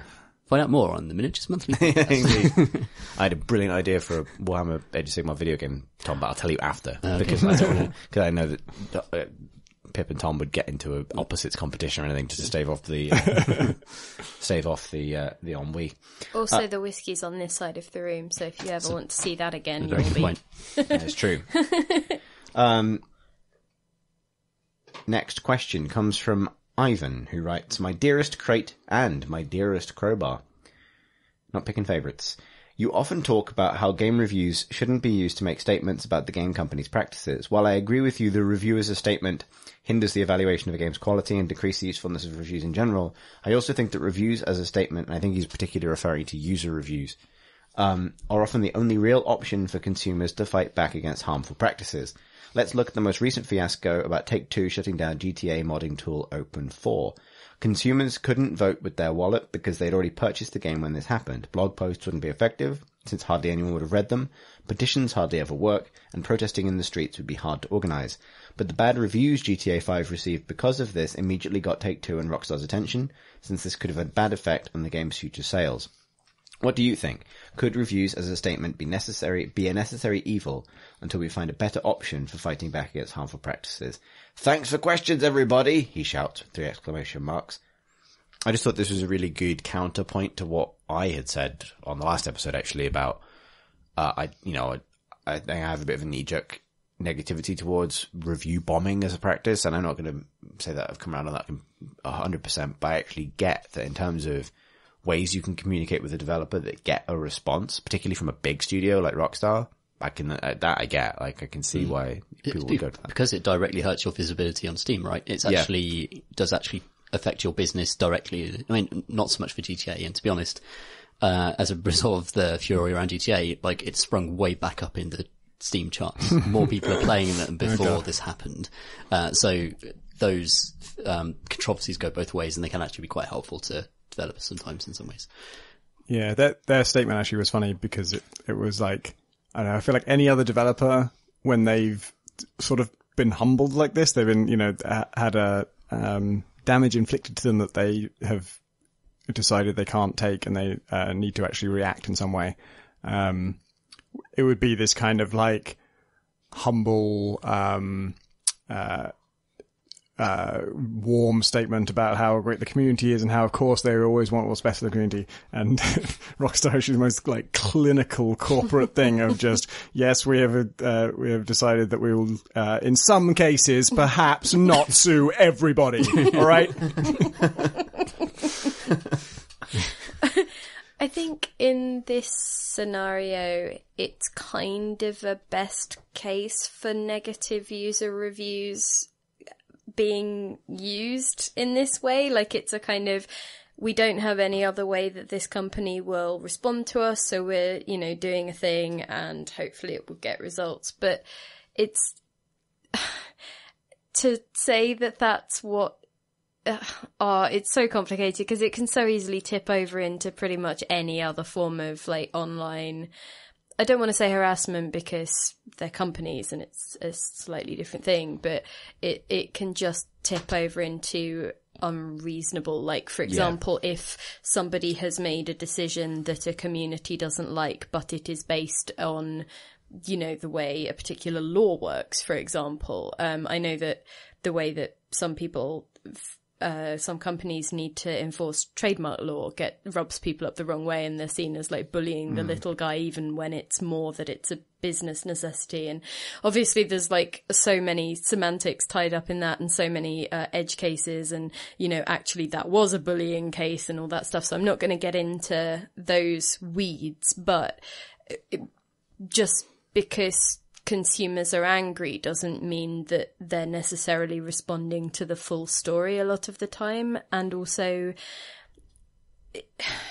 being annoyed about things doesn't seem to dissipate either. And so there are plenty of game companies that I know, every time I write about their work online and every time they publish a game online, the reviews and the comments are going to be peppered with, yeah, but they still also did this. Like, they screwed over this particular community, and that's a bone that will never be let to drop. And so that will also impact, like, user reviews and things like that in a way that won't necessarily reflect a game. And so the game in question, rather, or the game in its current state. And so I think it's definitely a way that people can make their voices heard and impact a company. But this is obviously the far end of, or, this is an example of people doing it with, a more sympathetic reasoning and in the face of a monolithic, uncaring seeming company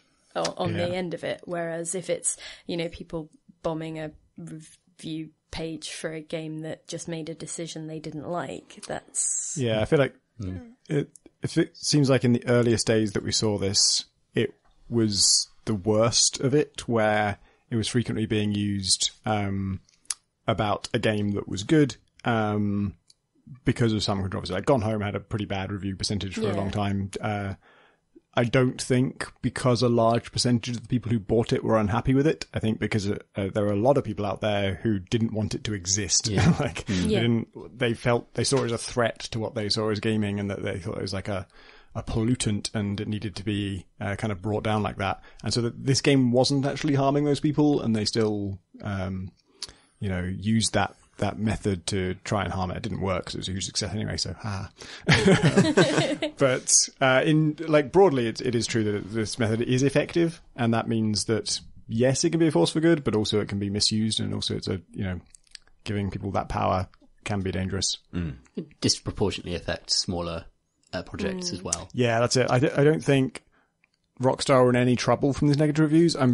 I would imagine that about that. if I was them, the thing I would be scared of is not like, our next week's sales of GTA 5 will be down. It would be that, look, if this gets to be a pattern and all our games get 20% positive on Steam, we're just going to have a rep for this, and it's going to spread out to other fields, and we'll look people bad. Still buy those games. They would, but still be the biggest games in the world. I think they didn't like the negative articles. Yeah, I think that as well. For them, I think they run by very proud people who don't like to see negative coverage, and this generates negative coverage. It's easy to assume that it's the consumer action that's actually doing this, but it could easily be. But Take-Two also have to deal with things in their earnings calls. So if they've got people who aren't necessarily familiar with the ins and outs of gaming, who've skim-read, Steam negative reviews, and they're just like, holy shit, what's going on with this game, and ask that on the record in an earnings call. I also think a lot of the articles are kind of coming from the negative Steam reviews. Negative Steam reviews is what proves this is a real story. If it was just like someone says on a forum this is a bad thing, you don't necessarily believe it until you really see evidence of like, oh, this is a huge scale thing. And that's I feel like that's kind of how it happened with No Man's Sky. It was like the critical reception of No Man's Sky was like about 70%, 60%. It's kind of it's not the classic that we kind of hope for, but it's pretty decent. And the user reviews was like 10%. And then there were loads of articles reporting on that and saying, oh, people are fucking furious about No Man's Sky, and there's a huge backlash against it. And that became, a big part of the stigma. Yeah, I think Tom Senior, I think you've nailed it about Rockstar in this case, because they are specifically a famously image-conscious studio.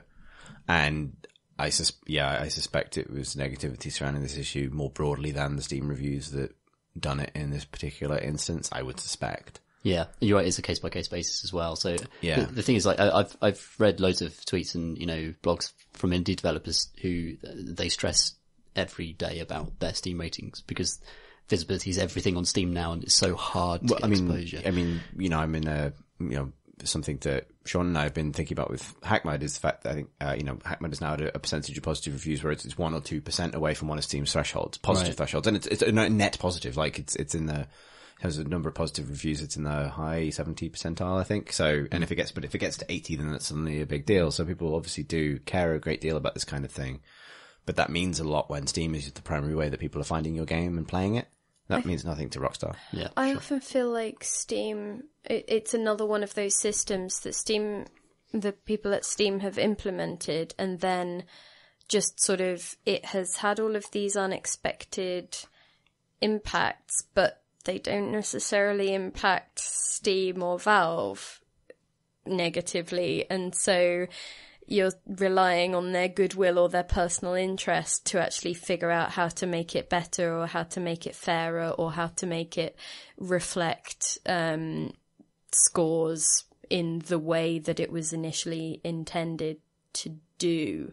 And I think that can be an awkward balance to strike. I'm not saying for a second that it's an easy job, but I also think that it is a responsibility of theirs towards the community that they want to develop on there, that you know, it doesn't. Because the other thing is just, you mentioned about it impacting smaller developers disproportionately, and it's worth flagging up that, it's going to be somebody's job to look at those things and look at the complaints that come in. And when it's a one-person indie studio, that is that one person who is also desperately trying to do all of the other things. And at a Take-Two company like Rockstar, there's gonna be a bunch of people and it's not gonna be their, their entire livelihood. I mean, it'll be their job, but it won't be, also the thing that they're working evenings and weekends and holidays for.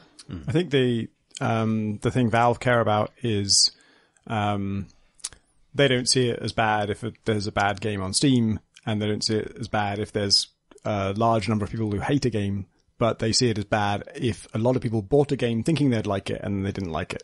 And so cases where that happens, they're very keen to avoid. And there's actually, I can't remember where this was, but there's something in this sort of Steam language that that sort of interprets a negative review as this game is not what I expected. In fact, I think when you refund, that's what you have to sort of say, is that this is not what I was expecting. And that's the thing they're really concerned about. They want people to, when they paid money for something, to get the thing they were hoping to get.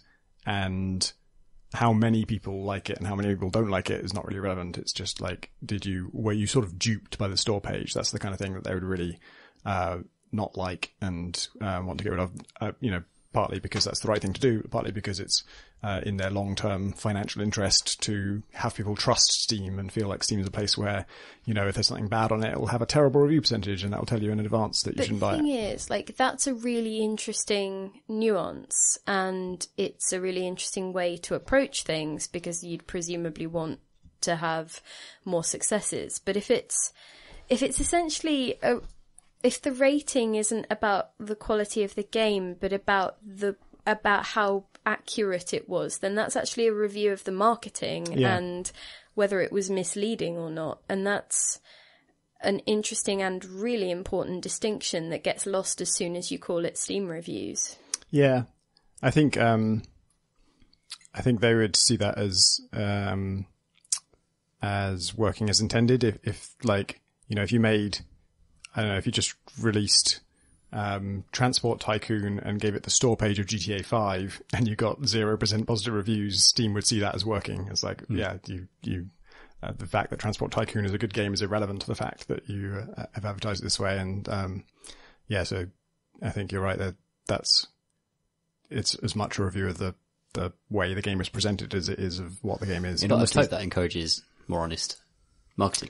Yeah. And I think I would the Gone Home didn't have a huge backlash. I just refer to it because it's an interesting case where the game is really good and everyone who likes a certain kind of game really likes it. And if all of the negative reviews it got were from people who bought it genuinely expecting it to be a sort of a video game with guns in it, and then we're like, what the hell, where are the guns? Yeah, I'm sure that's not many people. Really. Then the negative the negative reviews would be deserved, but I'm pretty sure, I even remember that their store page is super clear about this. It's really explicitly explains that this is not a game with shooting and challenge and stuff like that. I don't know though, because if something's got really high review, if something's got amazing review scores, but all that really means is, yes, this is accurately represented in the screenshots, video and blurb. There are times when I've considered picking stuff up because it got such a high review and I'm like, oh, maybe that's a really good example of the genre which I'm less familiar with. Maybe I'll pick that up. And then that's a weird position to be in because it's like, well, even though the reviews are doing what Steam wants them to do, they're not helping me as a consumer in the way that I'm expecting them to. And so I think that that's poor messaging on their part, potentially. It's not 100% accuracy based. Obviously, if the store page makes the game look shit and then it is shit, it still won't get very many positive reviews because people do still care about how good the final thing was. It just feels like this would be easily solved with any kind of online store has star ratings for things like, game was advertised out of 5 stars. Game was stable on my PC out of 5 stars. You know what I mean? No text box, just fill this little questionnaire in. Would surely give that information without that ambiguity. I'm kind of with Pip on this, if that's what a Steam review is supposed to do, then that's not what a review means, really. It's did you like this game? Not, because people probably forget about the advertising to a great extent when they start playing it. Most people probably who know they want a game and just go to Steam to buy it, probably don't even look at the way it's advertised on Steam particularly. Or if you're you know? used to the way that games do get advertised with all that in-engine bullshit and, you know, here's a cinematic, and you're like, oh, for God's sake, Yeah, you here's know, some bullshots. then you might just end up going, okay, well, I mean, I was trying to be game literate and Yeah. I was expecting, I don't know. Or to flip it on its head, you play an excellent game that happened to have bullshit advertising. You know what I mean? Like, the Steam store was just full of bullshots and the description was overblown, but I loved it. You know, on its own strengths, it became apparent to me when I started playing it. I think those people who feel that give it a positive review. No, I know, but like, if, you know what I mean? Like, I think I would love to see a system that was just rate this. I mean, given that I'm, you know, against the concept of like a very mechanical, dry form of reviewing in the traditional kind of games media context, I'd be actually for it when it came to user reviews. I feel like it'd be more information. Like, I'd be interested to know what percentage of people who played this had trouble running it. Yeah, I think there are definitely some Maybe pretty if they clear had distinctions. a way of would be like useful. flagging up if beyond a certain percentage of people returned it for technical reasons or something, because then you'd have stuff like Batman, you know, getting flagged up as, you know, be really careful because it might not run properly. But like, this is all a bit beside the point of the question, and I'm really glad that people were able to use the Steam reviews to get a resolution that was perhaps more what they wanted, especially given it was such a heavy-handed, ridiculous approach from 2K and Rockstar on that one. So I'm pleased that it worked out on that front, but I'm still super wary of what it can be used for and how badly it can impact. But I think this sort of breaking it down further thing that Chris is suggesting could help in this situation, because if you gave people the option of like, why are you rating us low? Or, you know, why are you rating us low? And your options are like quality of the game, accuracy as to what I expected versus what it really is, or just something else. And then something else can be people still know they're giving it a negative review. They're still going to do damage to its overall percentage. I think they wouldn't be incentivized to sort of lie about it and claim it had technical problems if it didn't. And so then when you as a potential customer coming to the store page, hovering over the review percentage, you get told like, okay, it's got 10% negative, but here's the breakdown. Very few people have problems with the quality of the game. Very few people have problems with the technical issues, but a large number of people had, you know, other issues or... Yeah. Something that might be interesting is, so in Dota, when you complain about people, No, you're right. No, you have to pick something from a list. You have to say whether it was communication abuse. You have to say whether it was, you know, something else. And maybe making people pick the most egregious thing that you are complaining about would stop, you know, just blanket 1 star, 1 star, 1 star just because I can. Yeah, it's a you good know, idea. just because I want to give it the full fury that I am in like, right now. Yeah, pick the one thing that made you the most cross about this game. Yeah. The whole system suffers from because these systems like tend to erase just the quietly happy people who bought the thing, enjoyed the thing, and that was the end of their transaction. Because there's no real incentive to rate anything on Steam, process votes are overrepresented because you have that emotional charge to go and actually give that negative review. Whereas people who just buy the thing and get what they expected don't need to feel the need to go in and say, 5 stars, this is great, this is exactly what I wanted. So that we see this like in media, in comments threads all the time.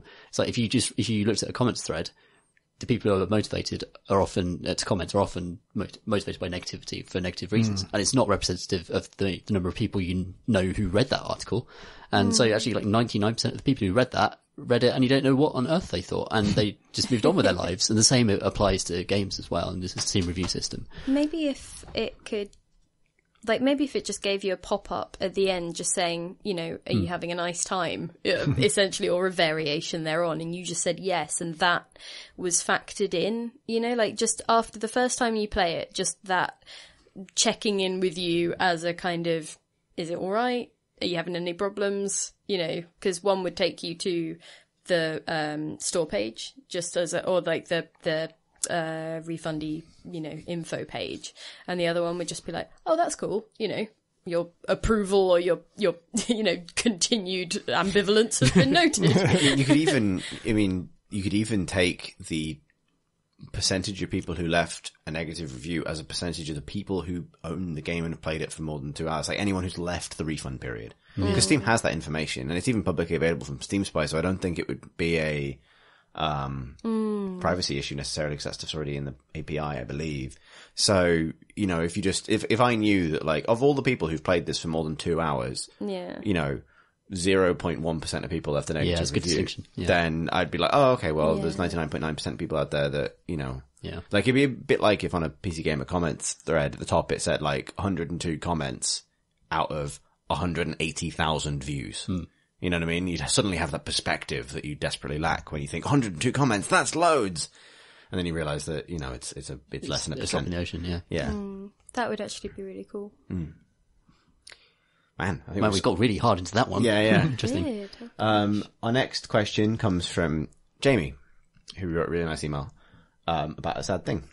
So, Dear Creighton Crowbar, I'm writing this with a desire to hear your opinions on mental state and its effect on the player's experience of games. Sorry. I'm actually just going to drink a little bit of whiskey because my voice is going.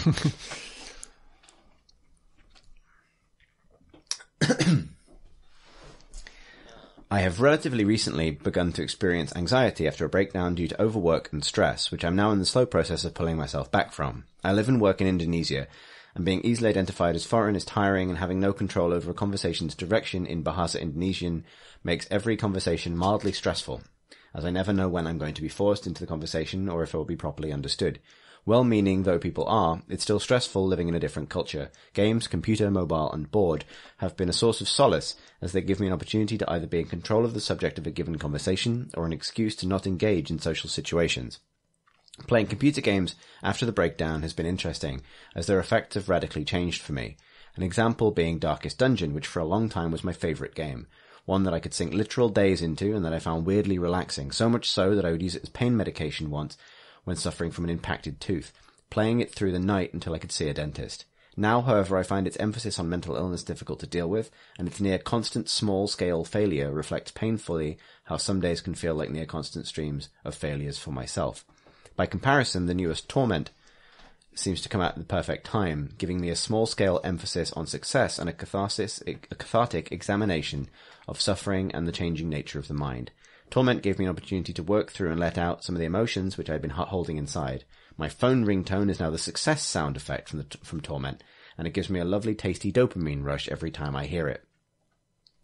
My question for questions is, how does your mental state affect your experience of games, or indeed any medium? Are there any particular games that had an unexpected effect on you? Another request, if Chris is willing to bring his goblin voice out of retirement for one last statement, I would love to hear him exclaim, lovely tasty dopamine with it. Yours sincerely, and apologise for the length. Jamie. Sorry, give me a sec. Save this for your phone ringtone. By Firewater. I remember that voice. Lovely tasty dopamine. Nice. That's a cut out and keep bit of audio recording there that anyone can take and use as ringtones or anything they like. More requests on demand. You have to tell us a really long and touching story first, though. Yeah, I was actually, because we obviously I'd read this in advance and I knew this was coming at the end of the email. I thought, well, wouldn't it be a great treat for Jamie if I read the entire email in that voice? Then I realised that for everybody else listening to this who didn't know the content of the email, didn't know the context of that bit at the end, that would sound like the most insensitive thing I could possibly have done, which is why I didn't do it. So, yes. Yeah, it's a really interesting... Yeah, I'm glad to hear that that Darkest Dungeon was, helpful for them. At least to an extent. Yeah, and until its themes started to become a problem. Like, I've heard of games being used in therapy for that in that way, and it tends to be things that are kind of compulsive and that you can just keep playing. I think a key ingredient is that the game can't dictate the length of your play session too much. You can die and restart and everything, but it can't be a game that's just over and you're done with it. Because how long you need it to distract you from whatever it is you're going through has to be on your terms. Have you played Diablo 3? I bet that's good. If you're into it, I bet Perfect, that fits really well, because that is certainly it can be just a long chain of successes. Like you can challenge yourself and you can get to the stuff that is going to be That's the entire brutal design, to survive, but yeah. a large part of that game is just like you win forever. You're great. Lovely, tasty dopamine, says Deckard Cain. That's how I feel about grand strategy games as well. Like, just like endless games of Civ or Total War or something, where, again, it's like, yeah, it has maybe a fixed length because eventually the campaign ends, but it's over a scale where it's like, not especially stressful, and it's just, like, I mean, you mentioned earlier, Pip's giving me a look like I've just... No, oh god, sorry, no, I didn't mean to. I was just thinking, like, but isn't grand strategy just a slow, awful, inexorable slide towards death and misery? That's what your look expressed, so... Oh good, well, I mean, at least... Success. At least my inability to My have Steam anything... review says it's exactly what I expected. I don't No, I have mean, a it's poker because, face. I mean, like you mentioned earlier, like, it's like gardening. It's like a management game. You just tend to a little civilization that blossoms, or a space fleet or something, or an army or whatever it is, and you just take on a little journey, and, you know, you can step away, you can go back, but it absorbs a near infinite amount of time in small, manageable, measurable chunks. That's why I've always kind of gravitated towards them when I can't do anything else, basically. Yeah, I definitely, Dead Cells has been filling a good slot for me lately in terms of, when I need a break from work and I'm feeling mentally exhausted and I'm also getting RSI. Dead Cells I play on a gamepad, so it's a different, kind of interaction that doesn't trigger the RSI. And also it's kind of, there's a lot of skill to it. There's not too much thinking to it. You pretty much just play on instinct. You just kind of, you know, it's very reactive. And you just kind of go into it. And the fact that it's a sort of full run of it, I think takes about an hour and a half. And that's long on the scale of break games, but you usually won't get that far. So you have a convenient opportunity to stop before then. And also it saves, so you can just quit before then anyway. But yeah, I find that because it feels really good and it's just kind of very straightforward and skill based and satisfying. That definitely scratches an itch for me at the moment. Well, good. I'm glad that Torment has been helpful as well, because that is a great game. I find that interesting to hear that was a very thoughtful game, kind of replaced Darkest Dungeon, and you know its themes were a pickup in a way, and a way to kind of confront, because there's a lot of kind of like it's a very thoughtful game. Torment, it's about people's inner spaces and you know the way people think about things and the way people perceive things. And maybe that is quite a therapeutic and interesting space to go after experiencing that. I mean, I used to find big RPGs, bio RPGs, Dragon Age series particularly, and Mass Effect, that's like very powerful getaways for this kind of thing. In fact, actually, I sort of took it as a sign that like psychologically I was better off, that I stopped getting that out of them, weirdly. Like when I came around to Inquisition and Andromeda, my life and situation, kind of like happiness had changed to the extent that like I just enjoyed them as games rather than like deeply kind of sinking into them as like places to escape to. Pip just punched the air. I mean, it feels indeed. like a positive review. It was what I expected. Did not return it after 2 hours. Hooray! I don't know. I've never found games like I've realised listening to you three talk that I haven't ever used a game in a therapeutic way. I very much have used a lot of games, particularly casual games, to stave off the worst of mental health nonsense, but nothing in games has ever helped me get back out. It's always just been a case of riding it out, and then when I start to climb back out or try to force myself back out, that's a lot more stuff that happens outside games and sometimes in spite of it. And I realised that, or I have realised after the fact, that which games have been occupying me in that very specific way because I can't go back to them because I suddenly have all of these bad associations of things like dots on the mobile phone and Candy Crush and things like that. I cannot play them anymore because it's like, oh, does this mean everything's gone catastrophically wrong again? Or, it's things like that. They're the bad games because they're from the bad times. That's a good point about, sorry Chris, it's a really good point about games blocking out time. Because I used this when I suffered from terrible insomnia at university and just never slept. And games were a solution, frankly. Like, instead of just sitting there and staring at a ceiling for ages, play Half-Life, went through the entire history of PC gaming, played Dungeon Keeper, and I've got a career out of that now. And it was really positive, and I really enjoyed it. And it kind of turned that negative thing into a really good thing for me. And it wasn't like, games are so often associated with being a waste of time. But if it's time that you have to spend feeling shit, or games are a godsend in that context. Like, if you can't see me feel awful, a bit of Dungeon Keeper is brilliant. And that's such a great thing. And, a lot of people turn to drugs or alcohol or lots of other more, harmful behaviors when the game of civilization might just kind of let you coast through that time and into a better place afterwards.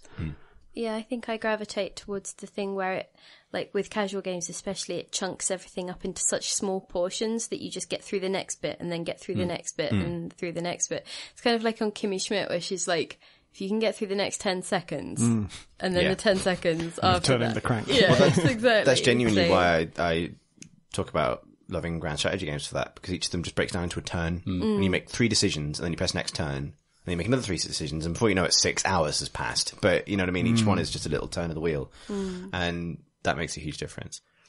The thing I was going to say is that I find that I think one of the reasons that now I definitely see games as like something I was thinking to if I'm stressed, but as a way to get through that until it kind of resolves, is because I think I've come to recognize that most of my solutions to these problems don't come from games, because the way I'm wired, I start to feel better if I start to pick up momentum with a project or start to achieve things again, which is often the big thing that measures whether or not I'm happy or not, basically, is like, am I making a thing? Am I doing something?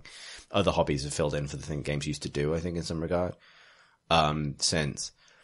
But more broadly, I think I came to a realization that, like, I stopped seeing that kind of, like, personal creative potential in games specifically and started seeing it outside of games.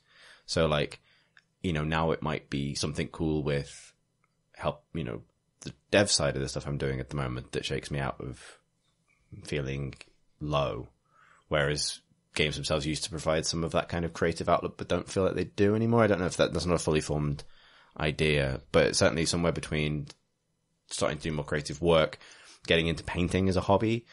I've left games behind as a sort of creative outlet that I used to find genuinely therapeutic, and now I find them more as a sort of time-occupying, as we've just been talking about, like, escapist coping mechanism, while the rest of those things resolve themselves back to the point where they become possible again, if that makes sense. Yeah, really interesting topic. Pip's doing a face. I was just trying to look like it was a really good face. I was just looking like this was oh, for goodness sake. It's an audio medium, so sometimes I feel the need to introduce the thing people aren't getting at home, which is this was the face that was supposed to be, yes, I agree, it is time to move on to the next thing. Which has spectacularly gone wrong. It hasn't gone wrong. Well, we haven't moved on.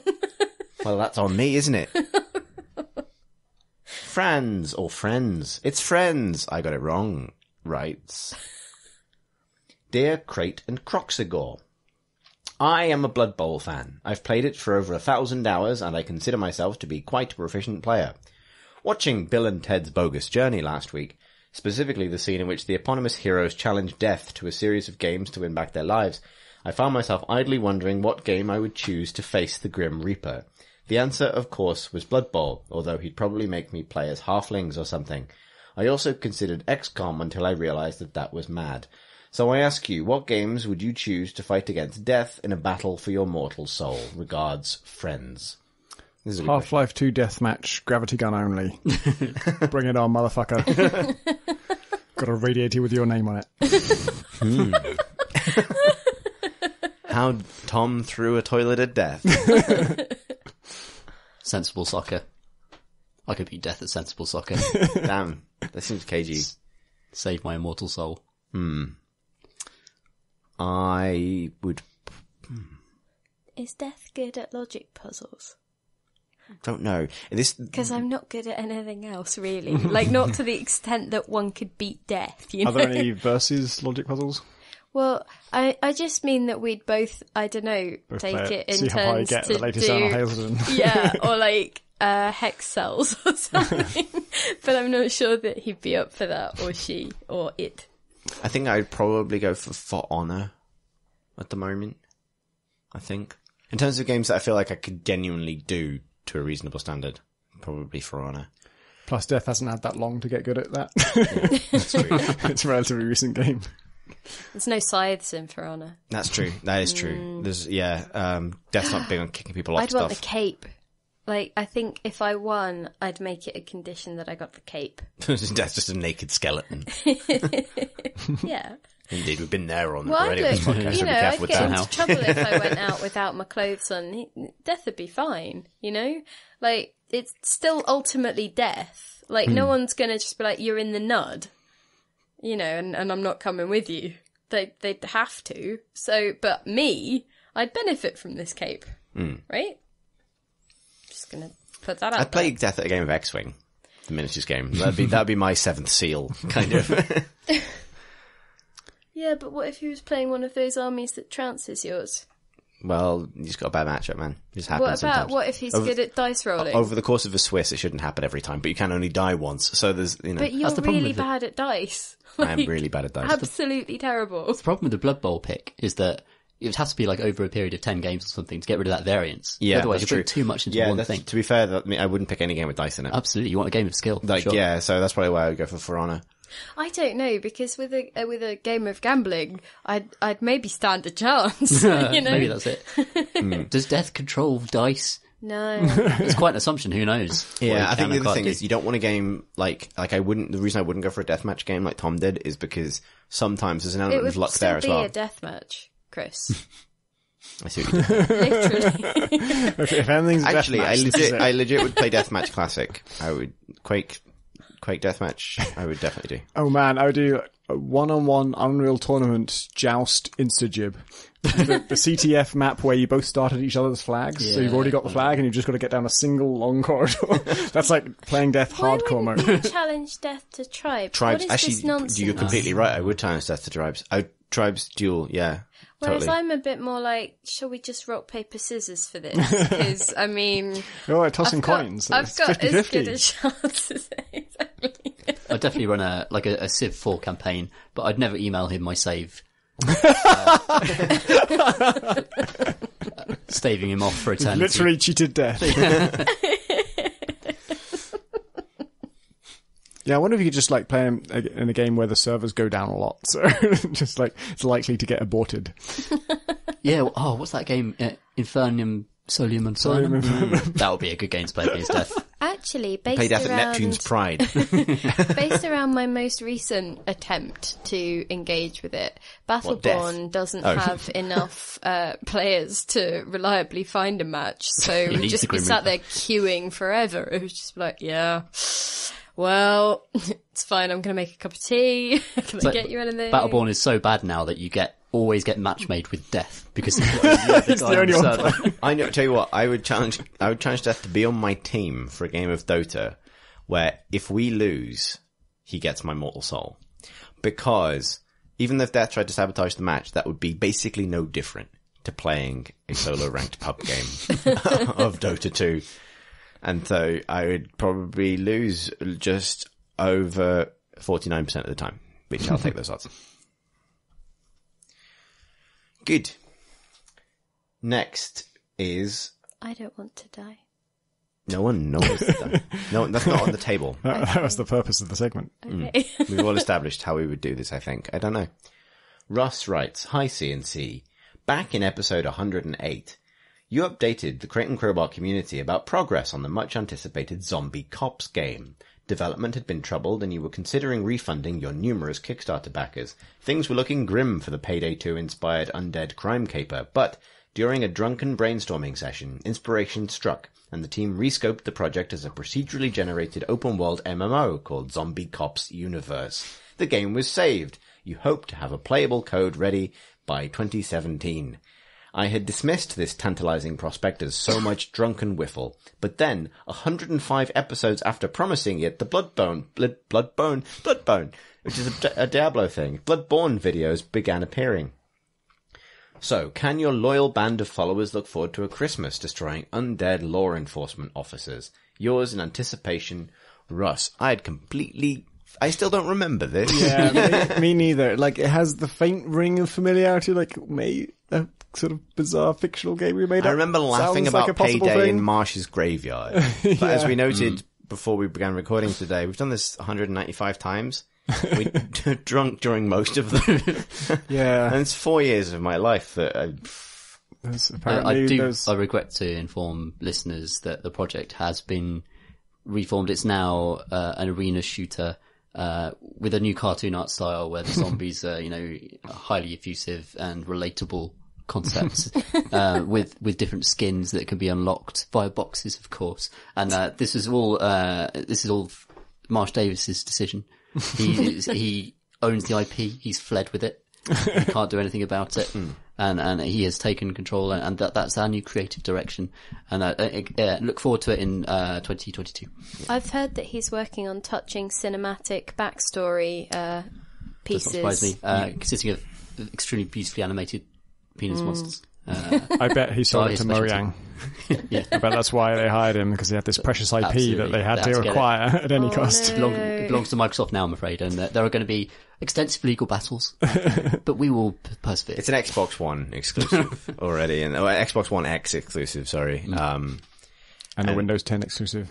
Yeah, with both of those things at the same time somehow, because that's what exclusive means now. Yes.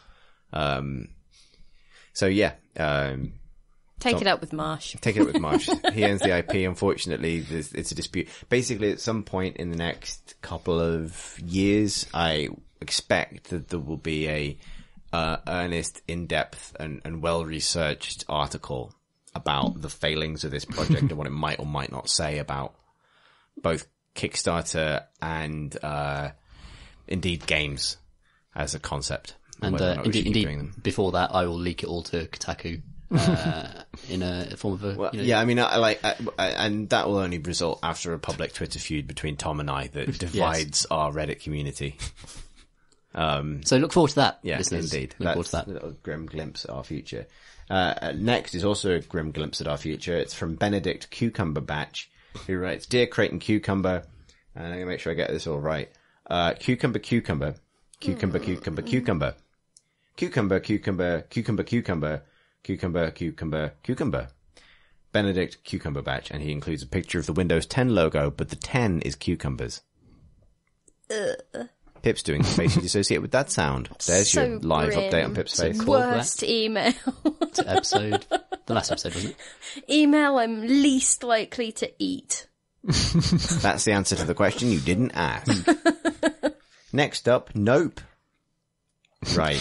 Okay, well, we'll end it there then. Hang on. Was this an email that Benedict Cumberbatch wrote to us and you're just trolling me?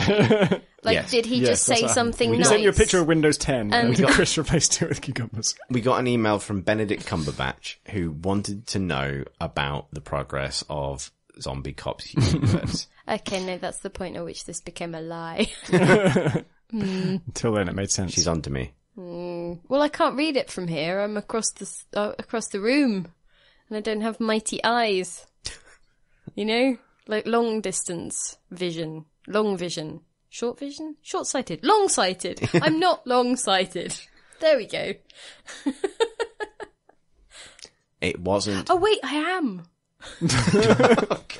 But only a little bit. No one is questioning that you can't read the text. It makes perfect sense you can't read the text from that distance. Sorry. Nope writes. Last podcast, you all were talking about Tekken, and that's not me just deciding to read it. That's how it was written.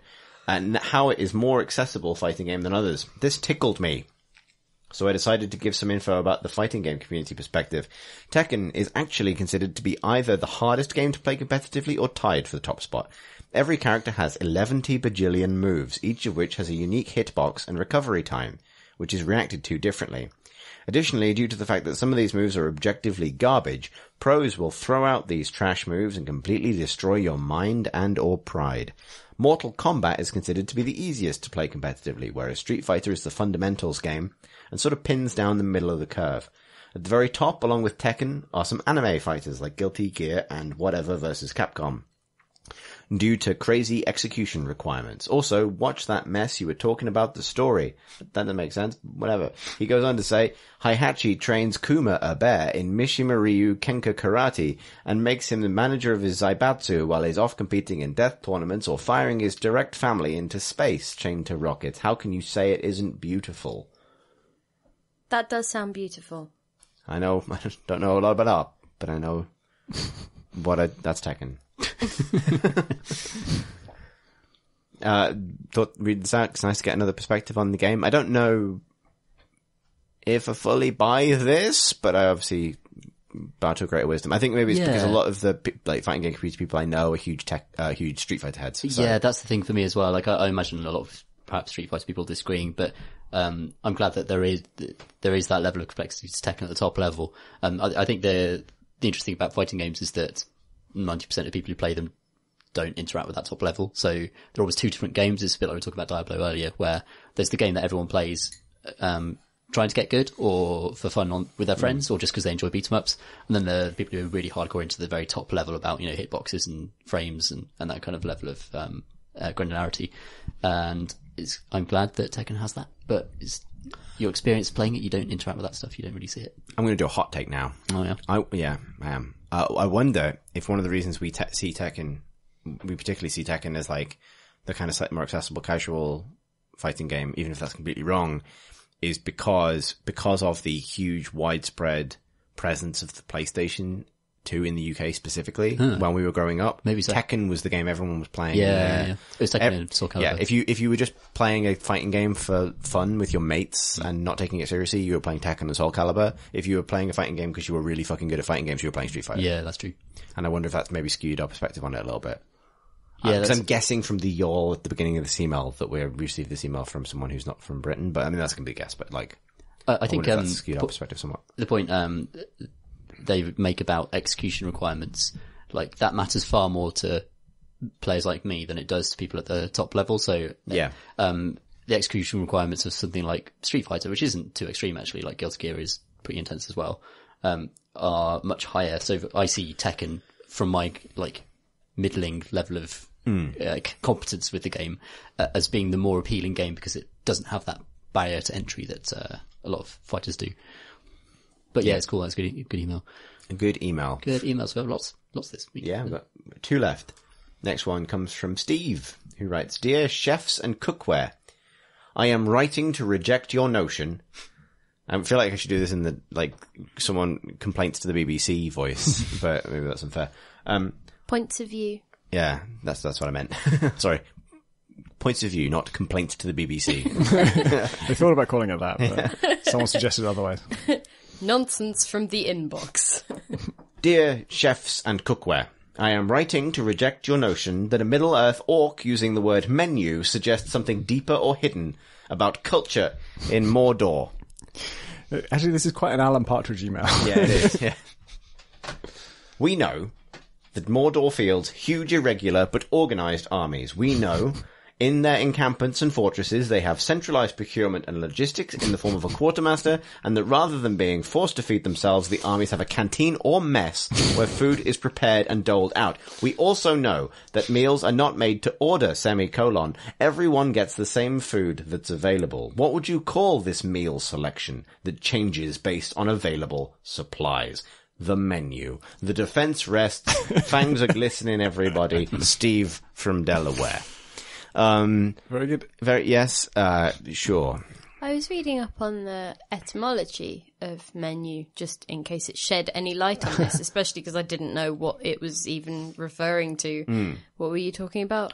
Just that menus. So there's, I think it was Neil Gorton, did a very funny tweet, which was, pointing out that there's a point in Lord of the Rings, The Two Towers, where an orc bellows, "Looks like meat's back on the menu, boys," and that this implies that this orc has been to a restaurant, which I think is very funny. That's quite cute. Obviously, and Steve has pointed out that perhaps it's just referring to the selection of mandatory meals available in the mess back at Isengard. But if it's a like- mandatory meal, there's no selection. There's no choice. I suppose there is, you know, You can still have like a set menu though. what he could be. It's not a la carte. Looks like meat's back on the priest's feast, boys. It's humans back on the pre-theatre, everyone. It's fine. But like, Oh man, that's Looks like meat's back in the soup of the day, boys. obviously I haven't had time to research this particularly, but it did imply that there was kind of a list, right? And so even if it was that there was a rotating list of meals in general, or you would make the things that you had the supplies for that day, it's not a list that someone looks at and then selects from. It's the thing is there and you make the thing and people have to eat that thing or not. He could have bellowed, "Looks like dinner. meat's back in stock, boys," and that would have been fine. Back in the cupboard. Yeah. Looks like meat's part of the Boots meal deal. Yeah. Looks like meat's 2 for 1, boys. What was part of the Far Cry 5? You thought sounded like the Boots meal deal, right? What was the etymology of menu? It was, let me just bring up the thing. This is the thing, because I'm not even sure, because it was from the online etymology dictionary, and it says it's from the French menu de repas, which is list of what is served at a meal. From Middle French menu, so small and detailed, or small or detailed. From Latin minutus, small, literally made smaller, past participle of minuere, to diminish, from root of minus, to diminish, blah, blah, blah, and so on and so on and so on. So computer usage is from 1967, from expanded sense of any detailed list, first attested 1889. I get the feeling that in France, menu is more about a fixed list of things, because a la carte is the French phrase for, choose what you want from a list. Presumably, like, if it's coming from functionally minutiae as a related word, then it kind of means details, right? Like, it kind of means, this is the specifics of what will be had, which I guess you could apply in this case. However, I'd argue that it doesn't quite fit. I guess the Feels contention like really menu is more broken down than you would get in a kind of army mess. in an orc-based situation. That's the thing. Yeah, That's the big like thing. It I would can essentially believe. just be what you've torn off a badger and thrown on the fire, right?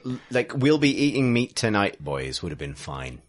Is all I'm saying. I can believe that they have a differing selection of food for the orcs on different days, but I don't believe that they issue them printed lists of what they're going to be eating. And seat them at tables, round circular tables with candles.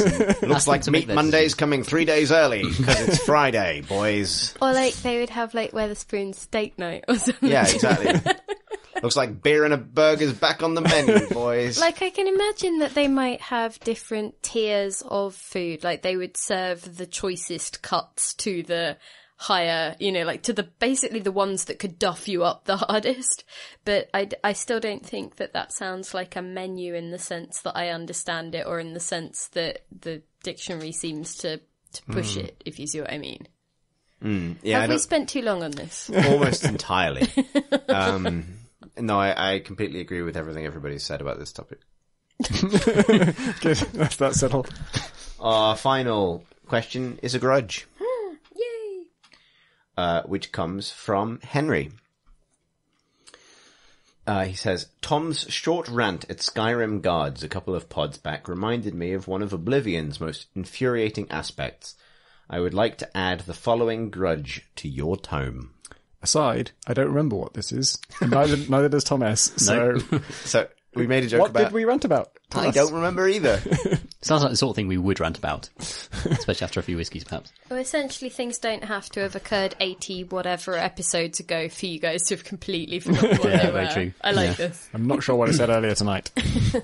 He says the suggested voice for this grudge, and he's provided a suggested voice, which is very helpful, because it means I don't have to think of one. And I haven't been doing them for a while, so I guess I'm doing this again. Is Old Man Storyteller by the Fire. Oh, God. Pip just rolled her eyes. There's your update on Pip's face. Any given evening. I think old... You tried to pretend to be Poirot so many times. When? Like, you just said that you wanted to be him and to meander off and do, like... I'm not doing this in the Poirot voice, though. I don't know if I've got the souche. Okay, fine. I don't have the souche. Let alone souche cachet.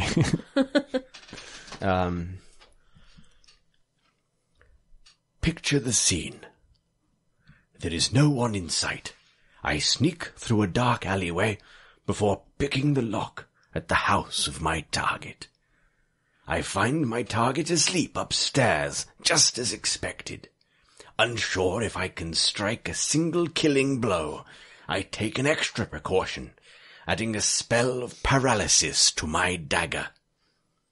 I swing, and just as expected, my victim is not slain, but finds himself unable to move, or even utter a sound before— "Stop right there, criminal scum! Oh, for goodness sake, there's a guard in the bedroom. Does he live here? I don't think he lives here. How does he know? How do they always know?" I know this story doesn't paint me in a good light, grandchildren, but can't a magical Argonian catch a break here and there? It was for a quest. Oblivion's magical guards, somehow capable of sensing any and all criminal activity through walls, drove me insane and really turned me off the game. Fortunately, I wasn't alone, as someone on the internet handily made a No More Psychic Guards mod. Thanks for enabling my fiendish ways, friend. Good potting to you, Henry. Very good. You can't do that voice until you've had several glasses of whiskey. Have some more whiskey. Prerequisites, yes. The thing is, you do sound like the father of the other voice that you do, which is... It's a whole lineage here. It's a little family. But, like, you know your go-to voice of pretending to be a Victorian man Hello. who is going to meet his wife in the east wing of the house for their, yearly rumpy-pumpy. Yes. Like, that's the father Bringing of... that up is going to raise more questions. Hello, darling. See, this is what I meant about the Poirot thing, is that it's not that you want to be Poirot, it's that you want to be one of the people who's in a Poirot story. I want to be, what I really want to be is the cross-looking pissed man, as in English pissed, that didn't do it, but his bow tie's undone in the dining room scene in Poirot. What I know I am is the fidgety, well-meaning, nervous, bookish man that also didn't do it in the dining room scene in Poirot. But I mean, of the two, I'd actually love to be Poirot. But this is a journey this is something I've got to deal with. I'm still talking. What do you guys think of the The thing I just read. Kenneth Branagh Poirot trailer? Oh, I've not seen that. I just can't with that thing. And also Imagine Dragons. It's got Yeah. got Imagine Dragons' Warriors over the top, which was previously used for the League of Legends World Championships 2015. Yeah. And What? I can't. It's I got just can't. So the Orient Express bursts over a mountain to a fucking dubstep womp. If I'm remembering this correctly, I might be misremembering this. Also, it does that thing of like the Sherlock kind of He's words got magic appearing vision. on the yeah. screen. So, and midway through the trailer, you don't see nonsense. Poirot himself till the very end, and it's got him walking through the train, but with fucking Poirot vision, which is Batman's detective vision, and it's the Doctor. The heiress. I sort of read that as a trailer conceit. No, I think that's his fucking Poirot vision. No. I And hope not. But and the then- thing Oh, is, no. I have no intention of watching it because Johnny Depp's in it, and I'm then- so... Oh no. Yeah, It keeps getting worse. I know. and then it pans up on him at the end, and it's a kind of skinny Poirot with a huge grey mustache. It's Kenneth Branagh, obviously, and he stares deep into the camera and says I am Hercule Poirot, the greatest detective in the world. Warm. Imagine Dragons. I can see Branagh pulling it off. Everything else you said leaves me with disgust. I was kind of gonna go with it because I'm so on board with Warriors as a song. it tipped well over from guilty pleasure into mainstay of my life, pretty soon after it launched. But then I really, really don't want to watch Johnny Depp in anything. So I'm a bit like, oh, well. I think, isn't Johnny Depp playing the murder victim? Hooray! Definitely watch it then. The murder victim is like a massive asshole in that story, isn't he? Yeah. It's got this thing of like, this tagline is, everyone is a suspect. But it's like, well, no, just the people on the train are a suspect, right? That's the whole point. It's like Other than Poirot. We should clarify, other than Poirot, everyone no else. one, not on the train, also not Poirot. The train did it. Yeah, exactly. We don't know how far Poirot vision extends as well as the other That's true. problem. Maybe like Can he see God maybe with he it? can't Exactly, yeah. or maybe he can't switch it off. It's like there's a rock. Yeah, I know. He looks down. The Rock did it. Your leg. All right, yeah, I know. Poirot has accidentally activated closed captioning in my own brain. So yeah, like I was willing to go see, because I'm not.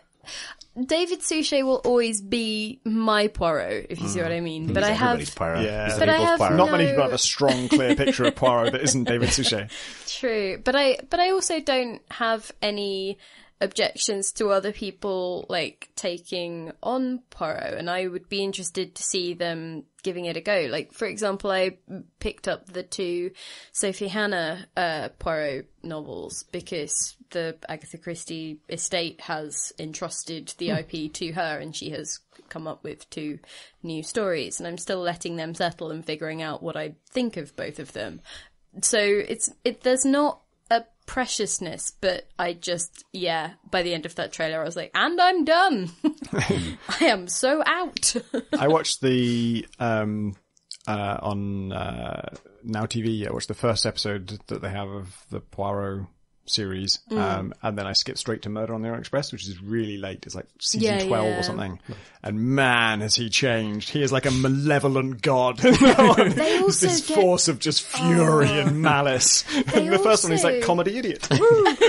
they're like so kind of lunchtime murder mystery at the beginning, and like towards the, well, I mean in the later few seasons especially, they are so, let's do this cinematically and let's have loads of like visual conceits that we then hammer home at every available opportunity. And in one of them, there's like a real religious overtone that is really not there in other ones. And my sister and I both watched it and found it so jarring and WhatsApping each other like, what the hell? Like, what's happened to Poirot? What's going on? And Murder on the Orient Express has a strong Catholicism theme.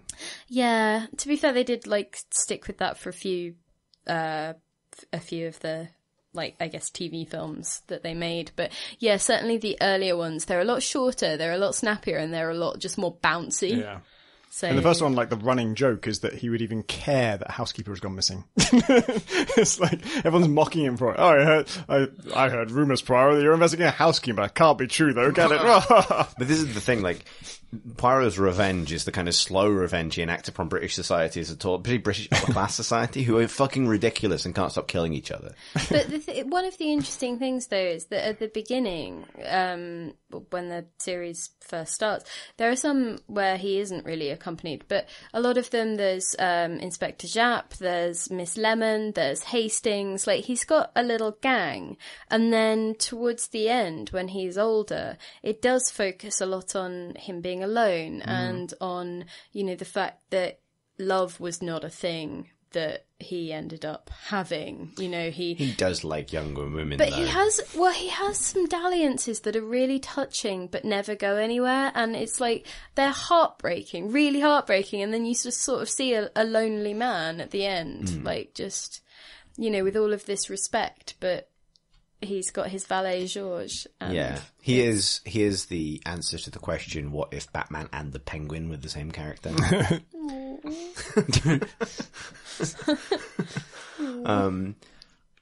Look forward to our spin-off Poirot podcast. I would totally do the fucking Frank Kermel Poirot Power Hour. Oh, we could totally do that, and then I could tell you everything I love about Ariadne Oliver. Yeah, she's great. Now we can follow up with Midsummer Murders retrospective. Oh my god, that could keep us going for years. There are so many. The Poirot fucking watch through podcast. Oh man, the hardest thing of watching Poirot today is every episode has a British character actor who went on to be in something else, probably Game of Thrones. Fassbender was in one of the Yeah, ones Fassbender was in recently. recently, like Alice Eve, guy who plays Peter Baelish in Game of Thrones was in one of them recently. Like, every episode contains at least one person who you're going to spend the entire episode going, not sure how we got on this from... Actually, you know what? I can make this relevant. I Wouldn't it be want to brilliant? accept this grudge, it's fine. Yeah. Oblivion's guard AI, just fix it by making them all Poirot. An omniscient detective who just appears wherever crime is by magic every week. And always knows who did it perfectly without any kind of ambiguity. That would be amazing. You would forgive them if instead of the kind of the potato-faced Oblivion men who show up and say, you know, stop that, criminal scum, blah, blah, blah. If it was like David Suchet's Hercule Poirot kind of materializes in someone's bedroom to stop you doing a murder. And you can pay him 15 gold and he'll forget your crime. No, you rotate around his face with the stick. The And he has emotion wheel. The emotion wheel. Insult And he him has and the same joke. totally unflinching kind of just disdain for the British aristocracy. Maybe his moustache should move a little bit. Yeah, his face stays exactly the same when his moustache goes Goes left to upside right. down. But, like, if you do get away with it, if you do commit, like, some atrocious set of murders wherever you are, maybe that would be the Luther mod, and, like, he would come in afterwards and be like, "Ah!" You can cheat, but if your player character is a recently shamed but badly treated young female member of the British aristocracy, he takes a sort of faint continental sympathy upon you and lets you get away with Especially it. if a hedge maze was involved. Yeah, indeed, yeah. I would also totally accept it if the guards were like Columbo, and they totally know you did it, but they're not going to let on just yet. And they've been really, really nice to you and polite and indulgent of your alternate theories that you have to come up to as to how this cheese wheel was stolen. They turn around as they're leaving. But surely, the owner could have simply left the cheese wheel behind and forgotten it. And then the guards say, "Oh, you must be right, sir. That absolutely explains. I totally understand." And then only 3 weeks later do they actually arrest you with this damning evidence. Maybe it should randomise the detective that catches it, and their behaviour changes depending. So if you get the Luther one, in between every sentence, he destroys a random piece of furniture to express his inner rage, and then returns to the conversation again. And then contacts the local, like, the most recently arrested psychopath to get their input in case, you know. Yeah, he's got his sidekick who is definitely the person who did it, yes. If it's Jessica Fletcher, if you try and attack her, immediately the captain of the guard emerges from the shadows behind her, and it was revealed that she was just getting you to confess. This is an amazing idea. We should, yeah, and like there's like literally like a rubber banding system with Columbo where he will like He knows where doors are, and he knows when, you know, like precisely. after if you de-aggro him, he will turn around like after a certain distance, AI radius, as he goes back to his spawn point. Just one more thing. Just one more thing. Yeah, exactly. The Columbo algorithm. Yeah, exactly. I want the work patch notes, which is like adjusted Columbo's rubber banding radius. Oh, that'd be so good. Yeah, this is the best he'd turn Oblivion up, mod. yeah, like you're saying, he'd come up like a few weeks later, but like with his wife's theory about the cheese wheel, and you'd have to sit through it. My wife, she's got this crazy notion. I know, it totally doesn't make any sense. It would be every time you sleep, when you wake up, Columbo Yes. standing there. "I'm so sorry to bother you, sir. It's just one more thing. It's just been bugging me all night." It'd be like the fucking Lucian Dark Brotherhood Yeah, quest. Like, Lucien you just get woken Lachance up in the is night and he's just Columbo. like Lucian Lachance is there, but so is Columbo. Like, "Oh, I'm so sorry to intrude. I didn't realize you had company. I'll just go. This can wait. This can wait." I like what we've solved or proposed. I want this mod to happen. Email us with this mod. yeah, see that mountain? You can go there, then come back a little bit, and then go back there. Good. That's all of the emails we have time for, and we probably went way over time. If you'd like to send us an email for a future episode of the podcast, you can do so by emailing us questions@crateandcrowbar.com. Doesn't need to be a question, though. Can be a grudge or just a prompt to talk about Poirot. That's fine as well. If you would like to hang out with our community, you can do so on Discord. The link for our Discord channel is in the website at crateandcrowbar.com. You can also visit our YouTube channel at crateandcrowbar.com/YouTube. But the other way around, youtube.com/crateandcrowbar. That's correct. Crate and Crowbar is very kindly supported by our Patreon backers, who enable us to do this podcast and Miniatures Monthly and the Bloodborne thing and all sorts of those things. If you'd like to find out more about our Patreon, you can do so at patreon.com/Crate and Crowbar. As ever, we appreciate your likes and rates and subscribes and iTunes reviews and things that make us look better in the big algorithm that determines which things people see. Thumbs up on Steam. Thumbs up on Those Steam. things. Everybody. We should get on Steam. We should get on Steam. We have a Steam curator page. That is true. That, We should probably look at that one day. Yeah, I think Marsh has the login details. Dead to us now. And the rights to our game. And Yeah. the rest That's right, of it. Exactly. At fault for everything we haven't done.